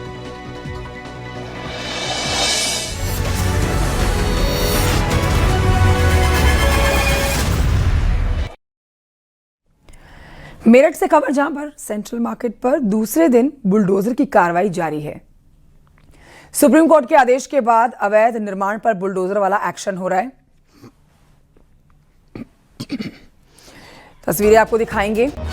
बड़ी खबर आपको बता देते हैं लेकिन इस वक्त की कि जहां कल ये बुलडोजर एक्शन शुरू हुआ था, वहीं आज दूसरे दिन भी बुलडोजर एक्शन जारी है। पानी गिराकर जो धुआं उठ रहा है मिट्टी का, उसको बिठाया जा रहा है, लेकिन मिट्टी के धुएं के बैठते ही तस्वीरें आपके सामने साफ हो जाएंगी कि ये पूरा अवैध निर्माण था जिसे बुलडोजर के माध्यम से धराशायी कर दिया गया है। सेंट्रल मार्केट कॉम्प्लेक्स पर यह एक्शन। कल आपने देखा था तो दुकानदार काफी निराश थे, परेशान थे, उन्होंने विरोध भी दर्ज कराया, लेकिन बाकायदा नोटिस देने के बाद भी जब उनकी तरफ से कार्रवाई नहीं हुई तो प्रशासन ने ये एक्शन लिया है। फिलहाल तस्वीरें अचानक से कॉम्प्लेक्स का जो बड़ा हिस्सा है वो भरभरा कर नीचे आया है बुलडोजर एक्शन के बाद।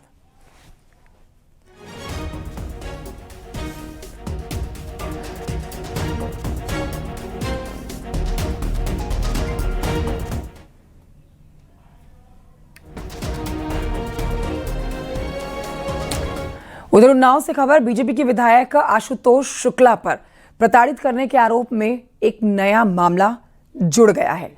आत्मदाह की कोशिश करने वाले शख्स के खिलाफ उसी के साले ने एसपी को प्रार्थना पत्र देकर कार्रवाई मांग की है। प्रार्थना पत्र देने वाले युवक ने अपने बहनोई के खिलाफ अवैध उगाही में लाखों की मांग का आरोप लगाया।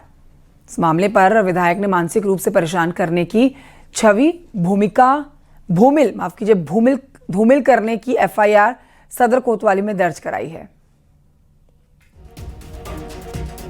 पैसा इसलिए मांगा जा रहा है, इसने कहा है कि आपने हमारी पत्नी की दूसरी शादी कर दी है और जिसके लिए आप हमको 5 लाख रुपए दो और हमसे तलाक लो। जबकि मैं आपकी मीडिया के माध्यम से ये कहना चाहता हूं कि हर एक चीज की लिखा पड़ी है। नोटरियल तलाक है, थाने का सुलह समझौता है, यहाँ न्यायालय की सर्टिफाइड नोटियां हैं, कापी है। कोई पदार्थ डाल दिया, आग नहीं लगाता है, 10 बार ये कम से कम कर चुका है कि विधायक को फंसा देंगे। ये पूरा प्रकरण है, हमको हमारे साथ ब्लैकमेलिंग कर रहा है सब मिला के। मेरठ में आज गुर्जर महापंचायत विकुल की गिरफ्तारी के बाद 3 छात्रों की गिरफ्तारी का मामला सामने आया। 3 छात्रों की गिरफ्तारी को लेकर मेरठ से पहले जो एक खबर आ रही है, इस पर आपको जानकारी देते हैं कि यहां आज गुर्जर महापंचायत हो रही है। विकुल चपराना की गिरफ्तारी के बाद 3 छात्रों की गिरफ्तारी को लेकर महापंचायत की जा रही है। गुर्जर काजीपुर मंदिर पर महापंचायत कर रहे हैं। 19 अक्टूबर को व्यापारी को घुटनों पर बैठकर नाक रगड़वाने के मामले में पुलिस ने 4 आरोपियों को गिरफ्तार करके जेल भेजा है। पुलिस की इस कार्रवाई को लेकर महापंचायत हो रही है।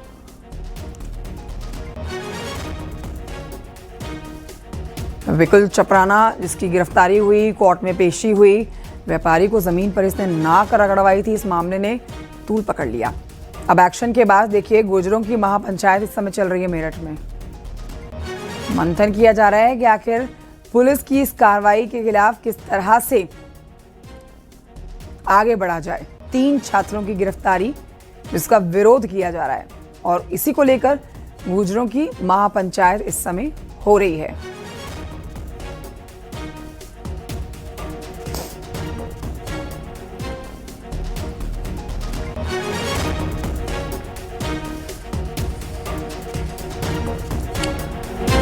तो ये बड़ी खबर आपको बता रहे हैं। सरेआम देखिए विकुल चपराना ने एक व्यापारी की नाक रगड़वाई थी सड़क पर। इसके खिलाफ गिरफ्तारी हुई, कोर्ट में उनकी पेशी हुई, 3 और लोगों की गिरफ्तारी हुई है। निखिल से लेते हैं और जानकारी। मेरठ से हमारे साथ फोन लाइन पर मौजूद है निखिल अग्रवाल। निखिल, इस समय जो पंचायत चल रही है, महापंचायत कहा जा रहा है जो इस समय चल रही है, उसमें क्या चिंतन किया जा रहा है, क्या आगे की रणनीति तय की जा रही है? देखिए, महापंचायत केवल और केवल इसलिए थी कि जो विकुल चपराना के साथ जो अन्य 3 छात्र गिरफ्तार किए गए उन्हें जेल भेजा गया, वो कार्रवाई को लेकर महापंचायत की जा रही है। उनमें लोगों में पुलिस के खिलाफ आक्रोश है कि जब वो वीडियो में नजर नहीं आ रहे, विकुल चपराना की ही गलती थी, तो फिर इन छात्रों को क्यों डिटेक्ट किया गया, क्यों उनकी गिरफ्तारी की गई। इसी बात को लेकर महापंचायत की जा रही है और साफ उन्होंने यह भी कह दिया है कि अगर इनको जल्द ही नहीं छोड़ा गया या फिर जल्द ही इनके खिलाफ से मुकदमा खत्म नहीं किया गया तो एक बड़ा आंदोलन भी करेंगे। इसी बात को लेकर महापंचायत चल रही थी, अभी फिलहाल समाप्त कर दी गई है। लेकिन जिस तरीके से पुलिस कार्रवाई को लेकर लोगों के मन में आक्रोश था, उन्होंने कहा कि विपुल पर कार्रवाई तय है, उनको उस पर कार्रवाई होनी भी चाहिए क्योंकि उसने एक अमानवीय करतूत की। लेकिन जो लड़के इस वीडियो में नजर नहीं आ रहे उनके खिलाफ कार्रवाई क्यों की गई? वहीं पुलिस का ये कहना है कि यही लोग विपुल के साथ थे, विपुल के साथी थे, उन्होंने ही उसके साथ मारपीट भी की और सभी सबूतों के आधार पर इन तीनों की गिरफ्तारी की गई। तो यानी पूरा का पूरा मामला अब जांच के आधार पर निपटेगा, क्योंकि जिस तरीके से गिरफ्तारी की गई, पुलिस ने अपने सबूत इकट्ठा किए हैं, वहीं उन लोगों का एक कहना है कि इन पर गिरफ्तारी गलत की गई है, इनको छोड़ा जाए। तो तमाम चीजें अब जांच के दायरे में है। शुक्रिया आपका जानकारी के लिए निखिल अग्रवाल।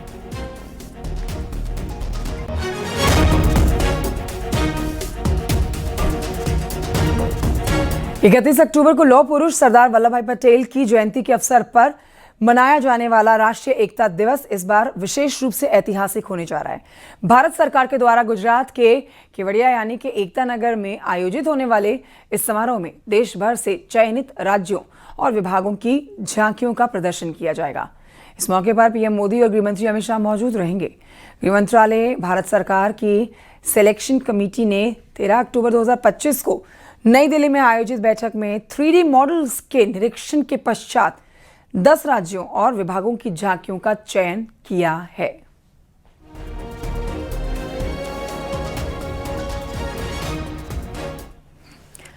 डीजीपी राजीव कृष्ण सीतापुर के नैमिषारण्य पहुंचे। पीडब्ल्यूडी गेस्ट हाउस में डीजीपी का एडीजी, डीएम, एसपी के साथ पीएसी और पुलिस अफसरों ने स्वागत किया। डीजीपी ने यहां पर पुलिस अफसरों के साथ क्राइम कंट्रोल को लेकर समीक्षा बैठक की।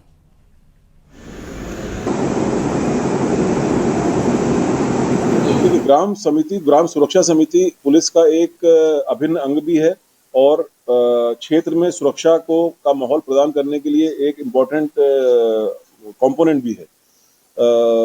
हमारे यहाँ पर ग्राम सुरक्षा समिति तो है ही है, साथ में सी प्लान के नाम से एक उसका इलेक्ट्रॉनिक वर्जन भी है, जिसमें हर एक थाने पर एक ग्रुप बना हुआ है, हर एक जिले में ग्रुप बना हुआ है, जिसमें वो लोग जुड़े हुए हैं।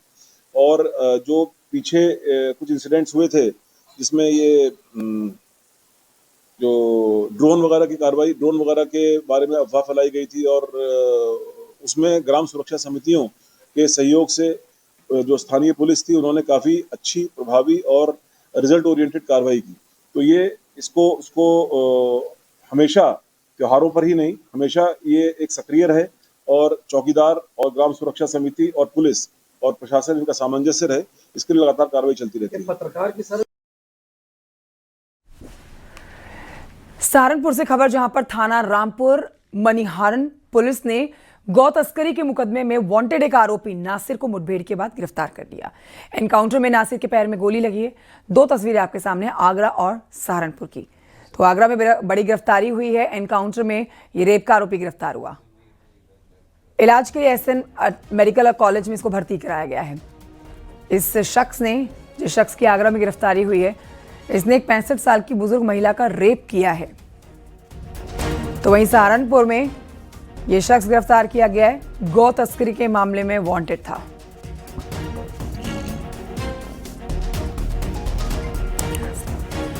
हमीरपुर में ट्रैक्टर ट्रॉली पलटने से 2 लोगों की जान चली गई, 7 लोग घायल हैं। ट्रैक्टर ट्रॉली पर सीमेंट और सरिया लदा हुआ था। 2 घायलों को अस्पताल में भर्ती कराया गया है। यहाँ से इन्हें मेडिकल कॉलेज रेफर किया गया है बिगड़ी हालत को देखकर। चिकासी थाना क्षेत्र के पास ये घटना हुई है।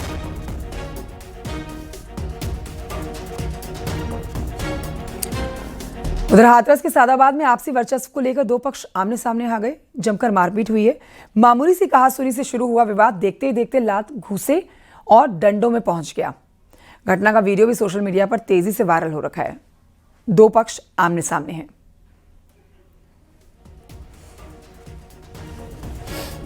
उधर हरदोई में न्यूज 18 की खबर का बड़ा असर हुआ है। पुलिस ने ओवरलोड ई-रिक्शा चलाने के आरोपी को गिरफ्तार किया। युवक पर ट्रैफिक नियमों की अनदेखी का आरोप है। न्यूज 18 ने यह खबर प्रमुखता के साथ दिखाई, इस पर एक्शन लिया गया है। क्षमता से अधिक लोग इस ई-रिक्शा चालक ने रिक्शे पर बिठाए हुए थे। न सिर्फ रिक्शे के अंदर बल्कि रिक्शे के ऊपर भी आप देखेंगे लोग बैठ रखे हैं। ये जानलेवा साबित हो सकता है, बड़ा हादसा हो सकता था। इसको लेकर हमने इस खबर को प्रमुखता के साथ दिखाया।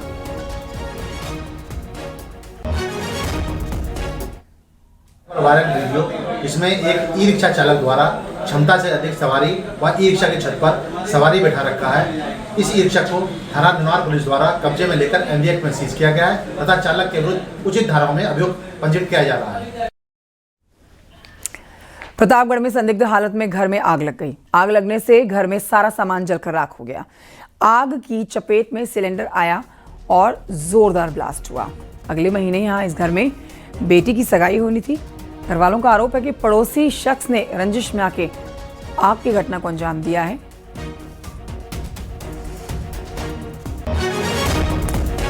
उधर औरैया जिले के कोतवाली इलाके में नसीराबाद गांव के पास में चलती कार में अचानक से आग लगी। कार सवार लोगों ने कूदकर अपनी जान बचा ली। कार से लोग समय रहते कूद गए, वरना जान का नुकसान हो सकता था। फायर ब्रिगेड की टीम मौके पर पहुंची, आग पर काबू पाया गया।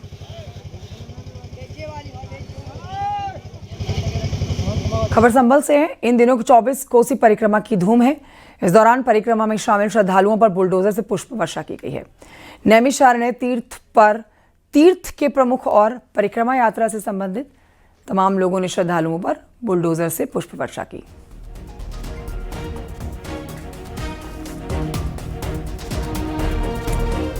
इन्हीं खबरों के साथ वक्त एक छोटे से ब्रेक का है, कहीं मत जाइएगा, जल्द लौट रहे हैं। आप देख रहे हैं न्यूज 18 उत्तर प्रदेश उत्तराखंड।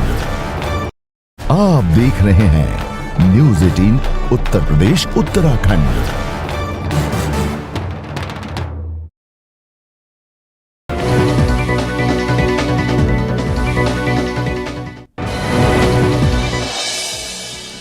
फिरोजाबाद में बिजली के खंभों में लगी आग से मची अफरा तफरी। फायर ब्रिगेड की टीम ने मौके पर पहुंचकर आग पर काबू पाया। सहारनपुर में 5 घरों में लगी भीषण आग लगने के कारण घर का सामान जलकर राख। फायर ब्रिगेड की टीम ने आग पर काबू पाया। आग लगने का कारण स्पष्ट नहीं। बागपत में अवैध कॉलोनियों पर विकास प्राधिकरण का एक्शन। कई अवैध मकानों पर चला बुलडोजर। एक्शन से पहले दिया गया था नोटिस। मेरठ में सेंट्रल मार्केट कॉम्प्लेक्स पर चला बुलडोजर। सुप्रीम कोर्ट के आदेश पर हुई कार्रवाई। मौके पर भारी पुलिस बल तैनात। कानपुर में इंडिगो की फ्लाइट में तकनीकी खराबी। मुंबई से कानपुर आ रही थी इंडिगो फ्लाइट। आधे घंटे तक नहीं खुला एयरक्राफ्ट का दरवाजा बंद होने के कारण कई यात्री फंसे रहे। बदायूं में हजरतपुर थाना क्षेत्र के म्याऊं रोड पर अचानक खड़ी एक कार में लगी आग। आग लगने से धू-धू कर जली कार। आग लगने से कार पूरी तरह जलकर राख। बदायूं के सिविल लाइन थाना क्षेत्र के मंडी रोड से सामने एक मोपेड में लगी आग। चलती हुई मोपेड में आग लगने से मोपेड सवार ने कूदकर अपनी जान बचाई। हापुड़ के नेशनल हाईवे 9 पर तेज रफ्तार का कहर। तेज रफ्तार 2 ट्रकों की आमने सामने की जोरदार भिड़ंत। हादसे के बाद एक ट्रक में आग लगी। दमकल की टीम पहुंची। कड़ी मशक्कत के बाद आग पर काबू पाया गया। गाजियाबाद के आप देख रहे हैं news 18 Uttar Pradesh Uttarakhand. Welcome back. खबर आगरा से है, जहां पर सनसनीखेज खबर सामने आई है। 5 साल के मासूम बच्चे का अपहरण उसके सगे चाचा ने ही अपने साथियों के साथ मिलकर किया। फिरौती के लिए 2.5 लाख रुपए की मांग की, लेकिन पुलिस ने इस मामले को 15 घंटे के भीतर सुलझा लिया।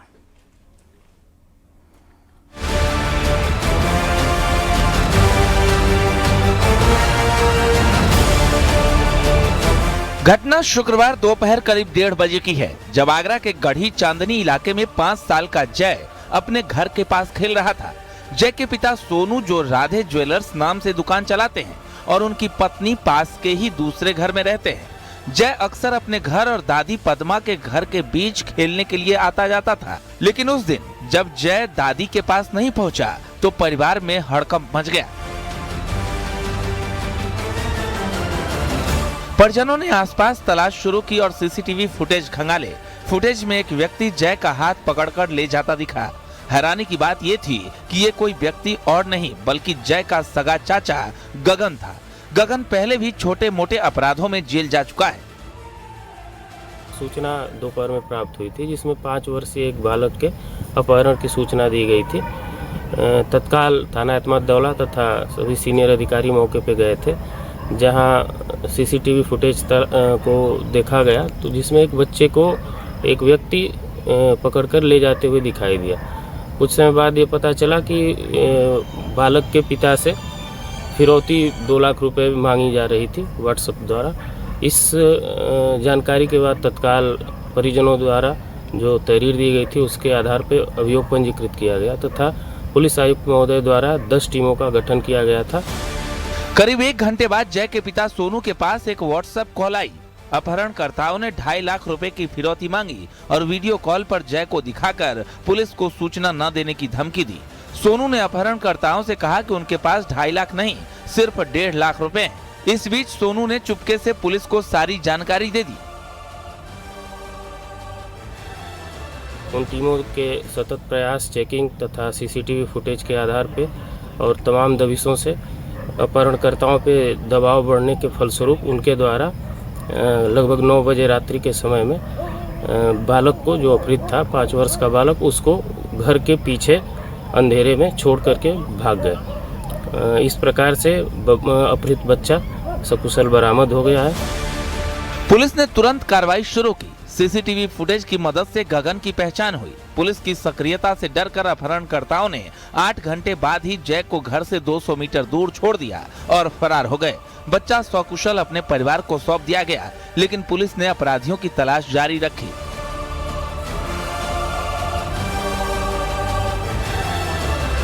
पंद्रह घंटे के भीतर पुलिस ने 2 आरोपियों को एक एनकाउंटर में गिरफ्तार कर लिया। दोनों के पैर में गोली लगी है, लेकिन मुख्य आरोपी गगन और उसका साथी आकाश उर्फ अल्लू अभी भी फरार है। उन अपहरणकर्ताओं की गिरफ्तारी के लिए जो टीम लगी थी, उसके द्वारा सघन तलाशी तथा कॉम्बिंग की जाने लगी। इस सर्च ऑपरेशन के फलस्वरूप एतमादौला थाना क्षेत्र में ही मेहताब बाग के पास उनको जब घेरा गया तो दबाव बढ़ता देख करके उन अभियुक्तों द्वारा पुलिस टीम पे फायर किया गया, जिसके जवाब में आत्मरक्षार्थ पुलिस टीम द्वारा फायर किया गया, जिसमें 2 अभियुक्तों को पैर में गोली लगी है। बच्चे की सकुशल वापसी न केवल एक परिवार के लिए राहत की खबर लाया, बल्कि पुलिस की तत्परता और अपराधियों में खौफ को भी दिखाती है। साथ ही सगे रिश्तों पर सवाल उठाती है कि पैसों के लिए कोई इतना कैसे गिर सकता है। Bureau report, news 18।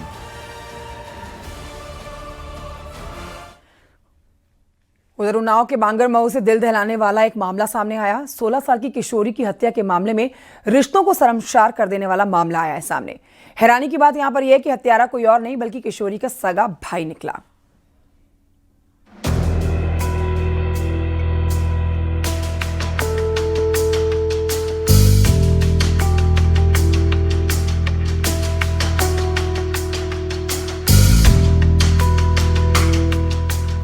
उन्नाव के बांगरमऊ इलाके में उस समय हड़कंप मच गया जब 16 साल की एक किशोरी का खून से लथपथ शव उसके चाचा के घर में संदिग्ध परिस्थितियों में मिला। परिजनों ने तुरंत पुलिस को सूचना दी और किशोरी के चचेरे चाचा राजेश पर हत्या का शक जताते हुए तहरीर दी, लेकिन पुलिस की जांच ने इस मामले में एक चौंकाने वाला खुलासा किया।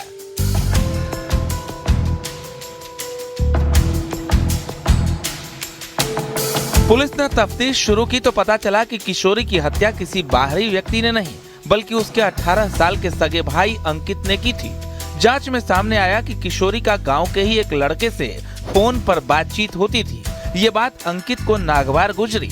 उसने इसे परिवार की बदनामी का कारण मान लिया। वक्त एक छोटे से ब्रेक का है, कहीं मत जाइए, जल्द लौटेंगे। आप देख रहे हैं न्यूज़ 18 उत्तर प्रदेश उत्तराखंड। आप देख रहे हैं न्यूज़ 18 उत्तर प्रदेश उत्तराखंड।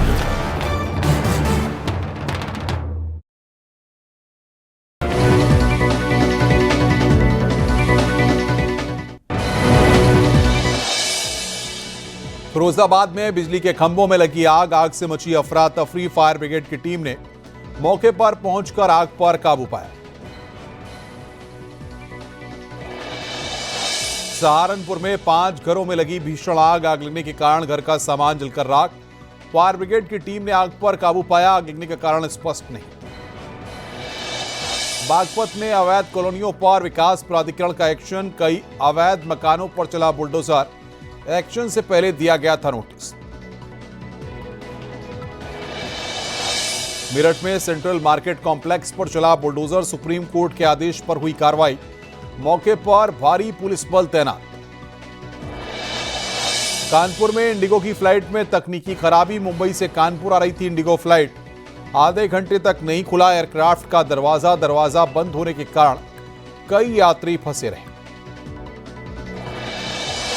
बदायूं में हजरतपुर थाना क्षेत्र के म्याऊ रोड पर अचानक खड़ी एक कार में लगी आग। आग लगने से धू धू कर जली कार। आग लगने से कार पूरी तरह जलकर राख। बदायूं के सिविल लाइन थाना क्षेत्र के मंडी रोड से सामने एक मोपेड में लगी आग।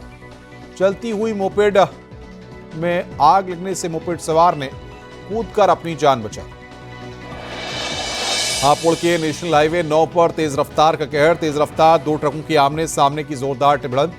हादसे के बाद एक ट्रक में आग लगी। दमकल की टीम पहुंची। कड़ी मशक्कत के बाद आग पर काबू पाया गया।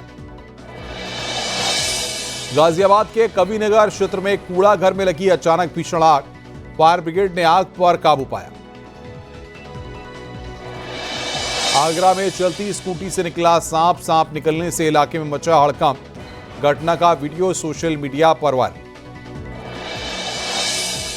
उन्नाव में युवक ने नदी में लगाई छलांग। ग्रामीणों ने बचाई जान। पारिवारिक समस्या के कारण की थी खुदकुशी की कोशिश। गोरखपुर में गोर्रा नदी में यात्रियों से भरी नाव पलटी। नाव पर सवार 7 लोग बाहर निकले। नदी में डूबे एक युवक की तलाश जारी। गाजीपुर में बस से कुचलकर बाइक सवार एक युवक की मौत। हादसे में एक युवक घायल। नंदगंज थाना क्षेत्र की घटना। मथुरा के वृंदावन में बाइक सवार को अज्ञात वाहन ने मारी टक्कर। हादसे में एक की मौत, दूसरा घायल। अस्पताल में भर्ती। वृंदावन घूमने आए थे दोनों युवक।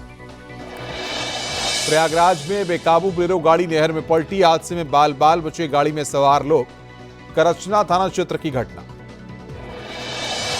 इटावा सफारी में क्रॉल से निकला तेंदुआ। सफारी प्रशासन में हड़कंप मचा। तेंदुए को वापस क्रॉल में लाने के लिए कोशिशें जारी। ललितपुर में पुलिस ने चेन स्नैचर को गिरफ्तार किया। महिला से चेन स्नैचिंग का आरोप। आरोपी के पास से चोरी की चेन और स्कूटी बरामद। शामली में गन्ना भुगतान और दाम बढ़ाने की मांग पर समाजवादी पार्टी का विरोध प्रदर्शन। सुधीर पवार के नेतृत्व में कलेक्ट्रेट पर हुआ प्रदर्शन। कार्यकर्ताओं ने जमकर की नारेबाजी। चित्रकूट में सरदार वल्लभ भाई पटेल की 150वीं जयंती पर रन फॉर यूनिटी मैराथन का आयोजन। बीजेपी करा रही आयोजन। काशी में 450 साल से अधिक पुराने कृष्ण लीला का हुआ मंचन। भाव विभोर हुए लोग। कासगंज में मिशन शक्ति फेज 5 के तहत अभियान सघन वाहन चेकिंग अभियान चलाया गया।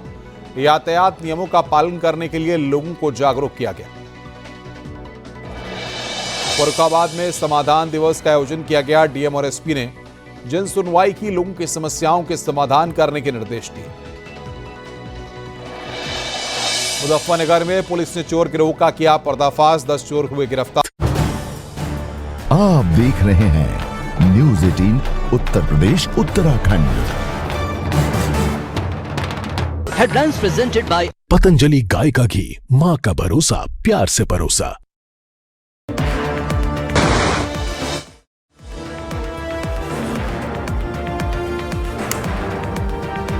गाजियाबाद के इंदिरापुरम स्थित यशोदा मेडिसिटी का मेरठ का सेंट्रल मार्केट कॉम्प्लेक्स हुआ ध्वस्त। दूसरे दिन बुलडोजर ने अवैध निर्माण को जमींदोज किया।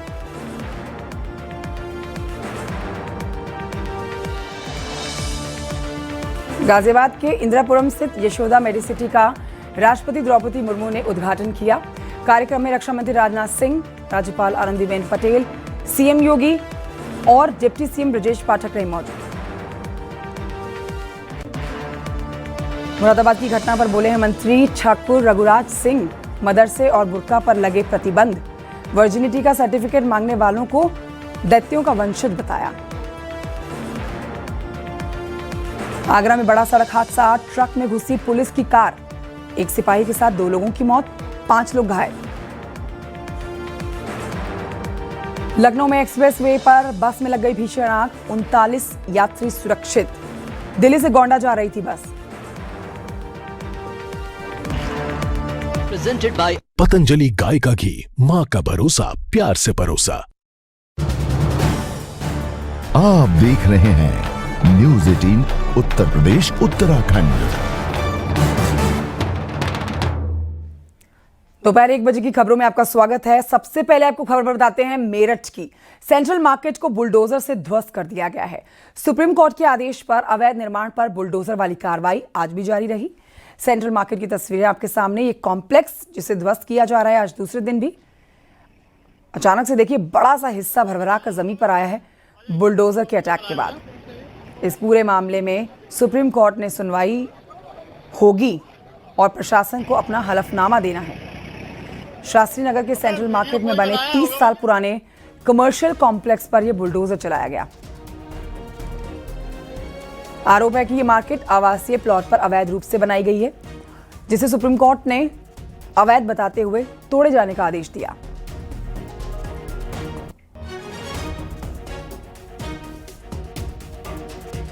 सेंट्रल मार्केट के आवासीय परिसर में बने अवैध कॉम्प्लेक्स पर आज भी ध्वस्तीकरण अभियान जारी है। आप देख सकते हैं भरभराकर गिर गई है बिल्डिंग और यहाँ पर तोड़ते समय यानी जेसीबी से तोड़ते समय एकदम से अचानक बिल्डिंग भरभराकर गिर गई और मलबे के ढेर में तब्दील हो गई। कल से बिल्डिंग तोड़ी जा रही है और आप देख सकते हैं अब ये केवल मलबे का ढेर रह गया है। इस बिल्डिंग का कुछ हिस्सा अभी बाकी है जिसे जेसीबी मशीन तोड़ेगी। ये सुप्रीम कोर्ट के आदेश के बाद एक्शन हुआ है। आप देख सकते हैं कि जिस तरीके से मेरठ के सबसे पॉश बाजार में इस बिल्डिंग में 24 दुकानें बनी हुई थी और अब उन्हें नेस्तनाबूद कर दिया गया है। कल 27 अक्टूबर को इस मामले में हलफनामा देना है सुप्रीम कोर्ट में कि आखिर कार्रवाई क्या की गई। उसके पहले अधिकारियों ने इस पूरे मामले में एक्शन लेते हुए इसे जमींदोज कर दिया है। सुप्रीम कोर्ट ने दिसंबर 2024 को ही आदेश दे दिया था इसके ध्वस्तीकरण का, जिसमें 3 महीने का समय दिया गया था, लेकिन अब जाकर इसको जमींदोज किया गया है। आपको बता दें कि ये करीब 35 साल पुरानी दुकानें हैं, 300 मीटर का भूखंड है और ये प्लॉट संख्या 661/1 है, जिस पर पिछले करीब 14 सालों से कानूनी लड़ाई चल रही थी और अब जाकर सुप्रीम कोर्ट ने दिसंबर 2024 में इसे ध्वस्तीकरण का आदेश दिया था। खबर मुरादाबाद से, जहां पर मदरसा घटना पर नाराजगी जताते हुए दर्जा प्राप्त राज्य मंत्री ठाकुर रघुराज सिंह ने मदरसे और बुर्का पर पूरे देश में प्रतिबंध लगाने की मांग की है। उन्होंने आरोप लगाया कि मदरसे और बुर्का की आड़ में हर गलत काम होते हैं। ठाकुर रघुराज सिंह ने कहा है कि वर्जिनिटी का सर्टिफिकेट मांगने वाले दैत्यों के वंशज हैं और ऐसे लोगों पर सख्त कार्रवाई हो। एसआईआर पर विपक्ष के विरोध पर मंत्री ठाकुर रघुराज सिंह ने कहा है कि एसआईआर का विरोध करने वाले मुगलों के वंशज हैं और वो घुसपैठियों को बचाना चाहते हैं। उन्होंने कहा कि भारत धर्मशाला नहीं है। सुनिए उनका बयान। मदरसा का एक मामला आया है मुरादाबाद का कि वहाँ पे छोटी बच्ची जो अपने अभिभावकों के साथ एडमिशन के लिए गई और वहाँ उससे वर्जिनिटी का सर्टिफिकेट मांगा गया। इस रवैये को आप किस तरीके से देखते हैं?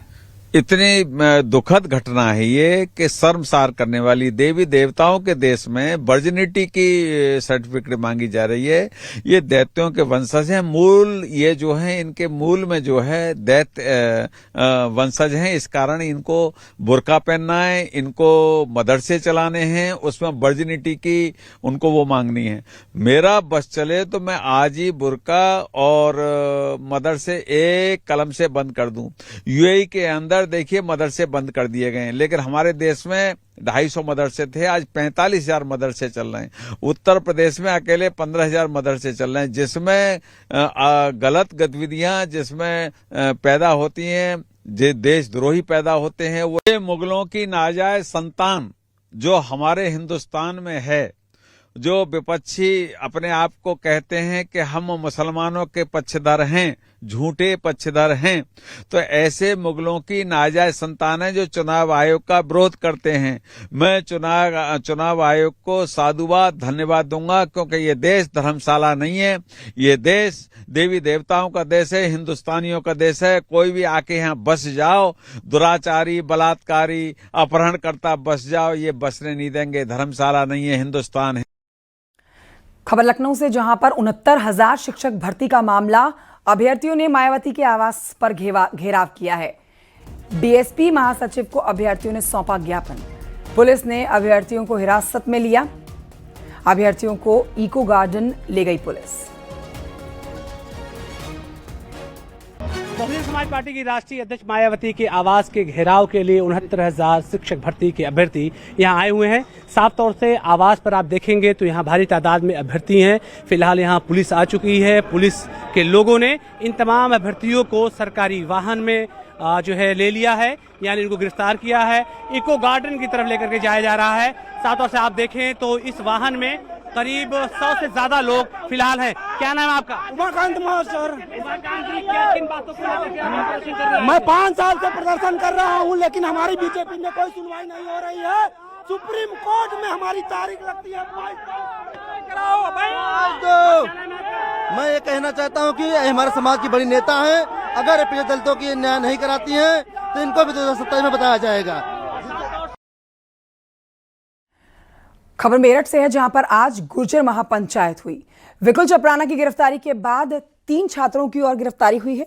इसी को लेकर महापंचायत हुई है और गुर्जर काजीपुर मंदिर पर महापंचायत की गई।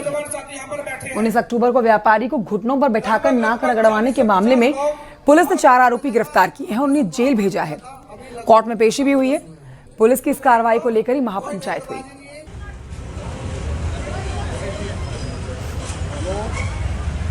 जितने भी नौजवान साथी यहाँ पर बैठे हैं, बढ़ते हैं आगे। आपको बताते हैं, राष्ट्रपति द्रौपदी मुर्मू ने गाजियाबाद के इंदिरापुरम स्थित यशोदा मेडिसिटी का उद्घाटन आज किया है और इस कार्यक्रम में सीएम योगी, रक्षा मंत्री राजनाथ सिंह, राज्यपाल आनंदीबेन पटेल, उप मुख्यमंत्री ब्रजेश पाठक, केंद्रीय राज्य मंत्री अनुप्रिया पटेल मौजूद रहे। इस बीच मुख्यमंत्री योगी आदित्यनाथ ने भी संबोधन किया और रक्षा मंत्री राजनाथ सिंह ने भी कहा कि हमारी सरकार स्वास्थ्य के क्षेत्र में लगातार बेहतर काम कर रही है। सीएम योगी ने भी अपने संबोधन में कहा कि इस अस्पताल के खुलने से न सिर्फ लोगों को बेहतर इलाज मिलेगा बल्कि रोजगार के अवसर भी खुलेंगे।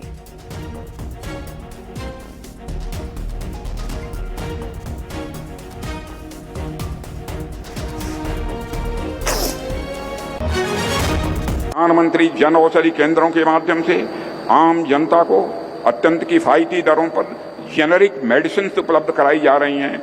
आज गांव-गांव में लोग इन केंद्रों से लाभान्वित हो रहे हैं। स्वास्थ्य के क्षेत्र में हमने इसके अलावा एक मजबूत इंफ्रास्ट्रक्चर तैयार करने पर भी विशेष बल दिया है। इसके कुछ उदाहरण अगर मैं आपको बताऊं तो आप देखिए 2014 में जहां देश में 387 मेडिकल कॉलेजेस थे, वहीं आज इनकी संख्या बढ़कर 800 पहुंच चुकी है।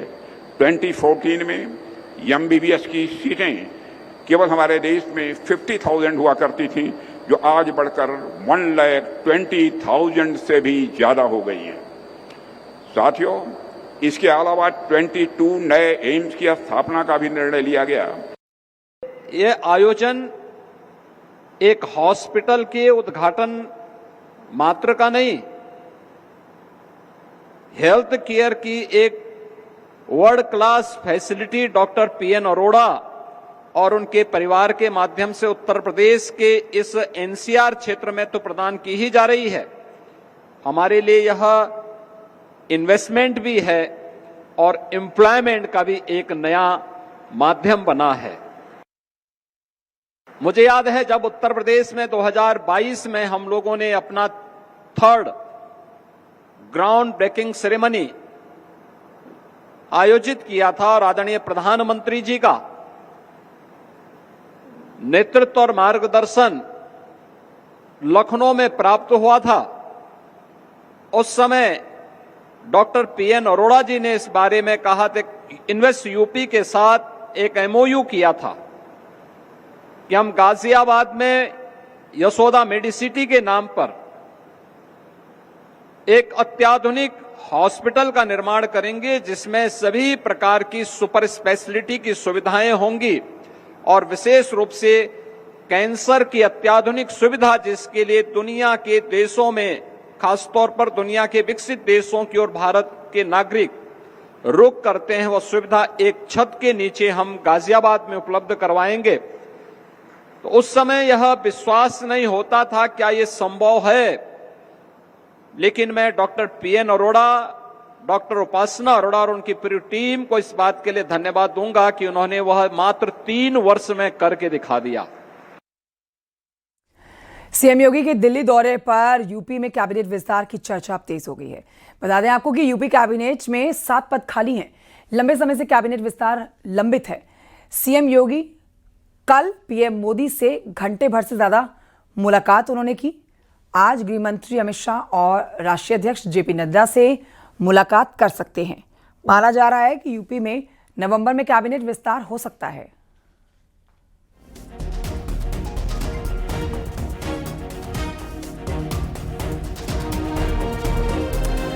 स्पेशल ऑपरेशंस के लिए भारतीय नस्ल के डॉग्स तैयार हो चुके हैं।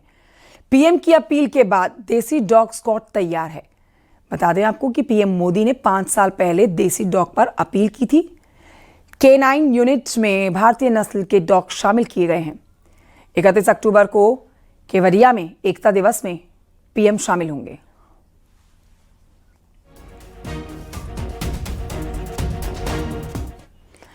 पीएम मोदी ने मन की बात में बीएसएफ, सीआरपीएफ और भारतीय डॉग की संख्या बढ़ने का जिक्र किया है। पीएम मोदी ने बताया कि एकता परेड में भारतीय डॉग अपना सामर्थ्य दिखाएंगे। मन की बात कार्यक्रम के 127वें एपिसोड में पीएम मोदी ने भारतीय नस्ल के स्वान की चर्चा की है। उन्होंने बताया कि बीएसएफ और सीआरपीएफ ने अपने दस्तों में भारतीय नस्ल के डॉग्स की संख्या बढ़ाई है।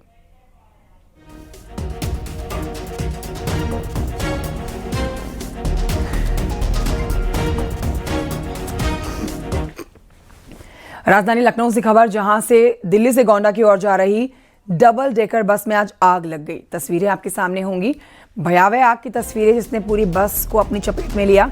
गनीमत रही कि इस बस में सवार 39 लोग सुरक्षित हैं। कहा जा रहा है कि ड्राइवर की इस सूझबूझ से बड़ा हादसा टला है। समय रहते हुए उसने तमाम पैसेंजर्स को बस से नीचे उतारा। उसके बाद देखिए विकराल रूप आग ने लिया और पूरी बस को अपनी चपेट में लेके राख कर दिया।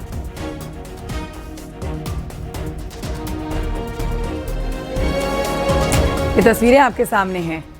लगातार आप देख रहे हैं कि बस में आग लगने की घटनाएं जो कई राज्यों से आ रही है, उसमें आज ये भयावह तस्वीरें लखनऊ से आई हैं। लेकिन गनीमत रही कि जान का नुकसान नहीं हुआ है।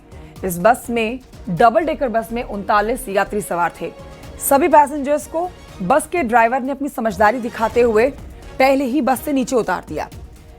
अगर ऐसा नहीं होता तो देखिए कितना बड़ा नुकसान जान का होता। महिलाएं, बच्चे, बुजुर्ग, युवा सभी इस बस में सवार थे। 39 लोगों की जान बची है ड्राइवर की समझदारी के बाद। लेकिन आप देखिए तस्वीरें एक्सक्लूसिवली आपको दिखा रहे हैं। बस पूरी तरह से जलकर राख हो चुकी है। गोंडा जा रही डबल डेकर बस में लखनऊ आगरा एक्सप्रेसवे पर आग लग गई। दरअसल ये आग बस में टायर फटने से लगी। हम आपको तस्वीरें दिखाते हैं। पूरी ये डबल डेकर बस किस तरीके से जलकर खाक हो गई है। इस बस में जो भी यात्री सवार थे, उनको, जो इस बस के चालक थे, उनकी सूझबूझ से बाहर निकाला गया। हालांकि एक बड़ा हादसा हो सकता था, लेकिन वो हादसा चालक की सूझबूझ से टल गया। इस बस की तस्वीरें आप देख सकते हैं। इसमें सब कुछ जल गया है, सिर्फ लोहा बचा है, बाकी से सभी चीजें जल गई हैं। इस बस के अगर ये तस्वीरें हैं इस बस की, इसमें सभी कुछ जलकर खाक हो गया है। ये टायर हैं, टायर को आप देख सकते हैं तस्वीरों में। ये टायर भी पूरी तरीके से जलकर खाक हो गए हैं। और दरअसल ये जो बस थी, इसमें 35 लगभग यात्री सवार थे और ये लखनऊ से बस गोंडा जा रही थी। बस के भीतर की स्थिति आप देख सकते हैं, ये अंदर की स्थिति है। इसमें कोई गाड़ी फायर की गाड़ी नहीं मिली, ना कोई क्रेन, ना कोई एम्बुलेंस, कोई मतलब किसी भी तरह की सुविधा नहीं है। अच्छा, इन्होंने टोल वालों ने कोई मदद की आपकी? फिर भी मैं गया टोल पे, टोल के कर्मचारी से मैंने बोला, जो बूथ पे बैठते हैं, कि सर हमारी बस में आग लग गई है, फायर का कुछ जुगाड़ करवा दो सर, गाड़ी हमारी आग लग चुकी है, पूरी तरह से जल जाएगी। अब 10 मिनट में अगर काम हमारा ना हुआ तो पूरी बस जल जाएगी। तो उन्होंने इस बात का मतलब पूरी तरह से छानबीन गौर नहीं किया। कर्मचारी थे, उनको भी बुलाने की कोशिश की गई है। लखनऊ आगरा एक्सप्रेसवे पर जो टोल है उसके पास की ये घटना है। कैमरामैन गोपी गिरी के साथ संकेत मिश्रा, न्यूज़ 18 लखनऊ। कुशीनगर में ओवरलोड बस ने मोटरसाइकिल में टक्कर मारी है और इस हादसे में 2 लोगों की मौत हो गई। दिल्ली से बिहार के सुपौल जा रही बस ने बाइक सवार चाचा भतीजे को टक्कर मारी। मौके पर ही मौत हो गई है दोनों की। दोनों बिहार के गोपालगंज के रहने वाले हैं।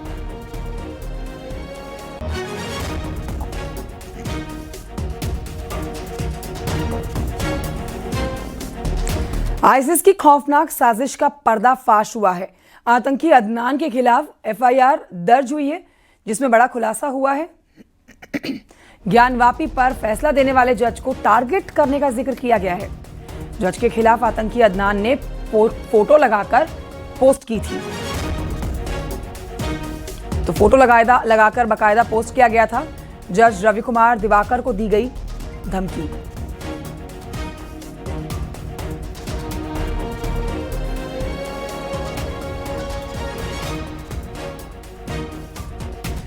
तो ज्ञानवापी पर फैसला देने वाले जज को टारगेट करने का जिक्र किया गया है।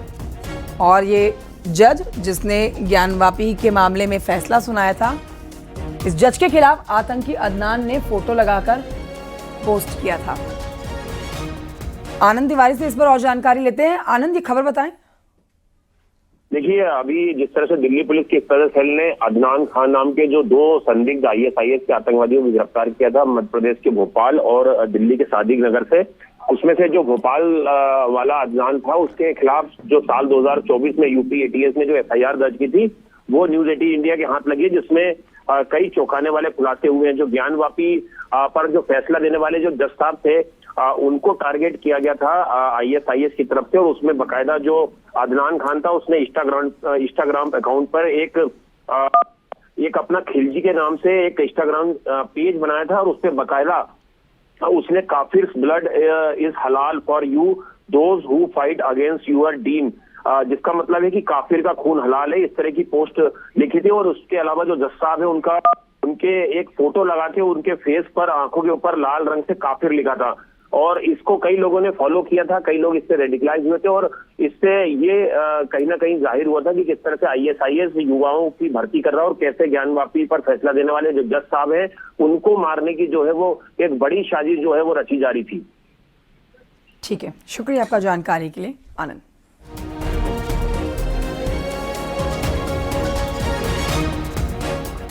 बढ़ते हैं आगे, बागपत की खबर जानिए, जहां पर आय से अधिक संपत्ति का मामला दर्ज होने के बाद इंस्पेक्टर के खिलाफ जश्न मनाना कुछ लोगों को भारी पड़ गया।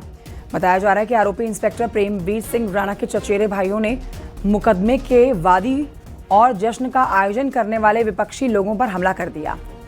पीड़ित ने मामले में पुलिस से शिकायत की थी और अब इस पर और शिकायत करके इस मामले को फिर से उठाया है। दोगड़ थाना क्षेत्र का मामला है।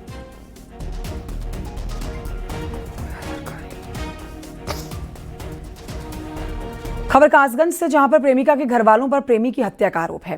प्रेमी को धारदार हथियार और लोहे की रॉड से पीटकर मौत के घाट उतार दिया गया। पुलिस ने मृतक के शव को पोस्टमार्टम के लिए भेजा है। इस पूरे मामले की जांच पुलिस कर रही है।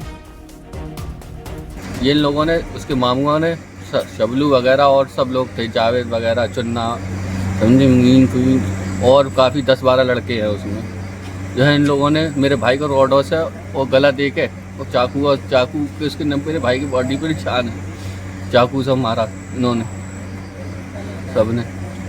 आज उसे बुला के अपनी गली में। शाहजहांपुर से खबर, जहां पर थाना कांच में दो समुदायों के बीच में प्रेम प्रसंग को लेकर शुरू हुआ विवाद थमता नजर नहीं आ रहा। 21 अक्टूबर को लड़की को साथ लेकर जाने वाले ओमकार की हत्या होगी। हत्या के बाद से लड़की के परिवार और घर वाले फरार हैं। जब लड़की के घर वालों को इस बात का पता चला कि जानवरों को घर में बंद कर ये लोग फरार हो गए तो रिश्तेदार पहुंचे। इसकी जानकारी मिलते ही ओमकार के घर वालों ने लड़की पक्ष के रिश्तेदारों को पीटा। 4 लोगों को बेरहमी से पीटा गया है। आरोप है कि उस दौरान पुलिस खड़ी रही। सभी को इलाज के लिए अस्पताल में भर्ती कराया गया है।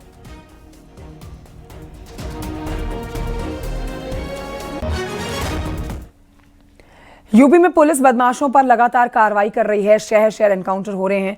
झांसी के नवाबाद से खबर, जहां पर एनकाउंटर में पुलिस ने 2 बदमाशों को गिरफ्तार किया है। आरोपी अंशुल साहू के पैर में गोली लगी है।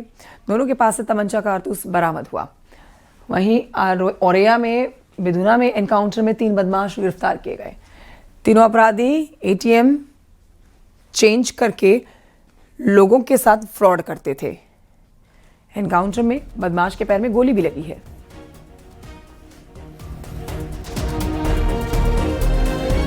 उधर जौनपुर से खबर, जहां पर नाली के विवाद में फायरिंग हुई है। असले से फायरिंग का एक वीडियो भी वायरल हो रहा है। पुलिस पूरे मामले की जांच कर रही है। तस्वीरें आपके सामने हैं।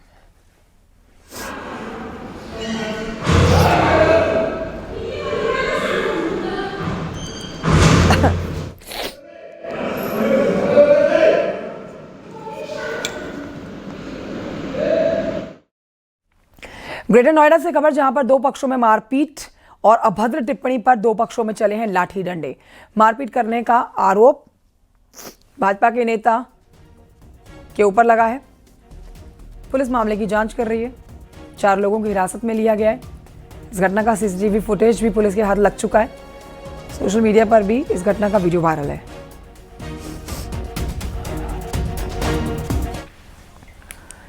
उधर मुरादाबाद के थाना कटघर में पुलिस ने 25,000 के इनामी बांग्लादेशी अनस को गिरफ्तार किया। अनस 2.5 साल से फरार चल रहा था। अनस पर आरोप है कि उसने मेरठ से फर्जी कागजात तैयार करवाए और मुरादाबाद में रहने लगा। अनस सिविल लाइन थाना क्षेत्र के आकाश ग्रीन रामगंगा विहार में चोरी छिपे रह रहा था। अनस पर 2023 में कटघर थाना में विदेशी विषयक अधिनियम के तहत मुकदमा दर्ज किया गया था।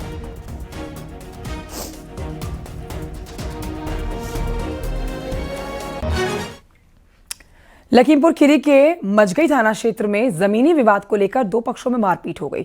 बताया जा रहा है कि पहले कहासुनी हुई और उसके बाद लाठी डंडे लेकर ये दोनों पक्ष अपने अपने घरों से निकल आए। एक दूसरे के खिलाफ जो लाठियां भांजी गई है, इस घटना का वीडियो भी आप देखिए जो कि सोशल मीडिया पर वायरल है।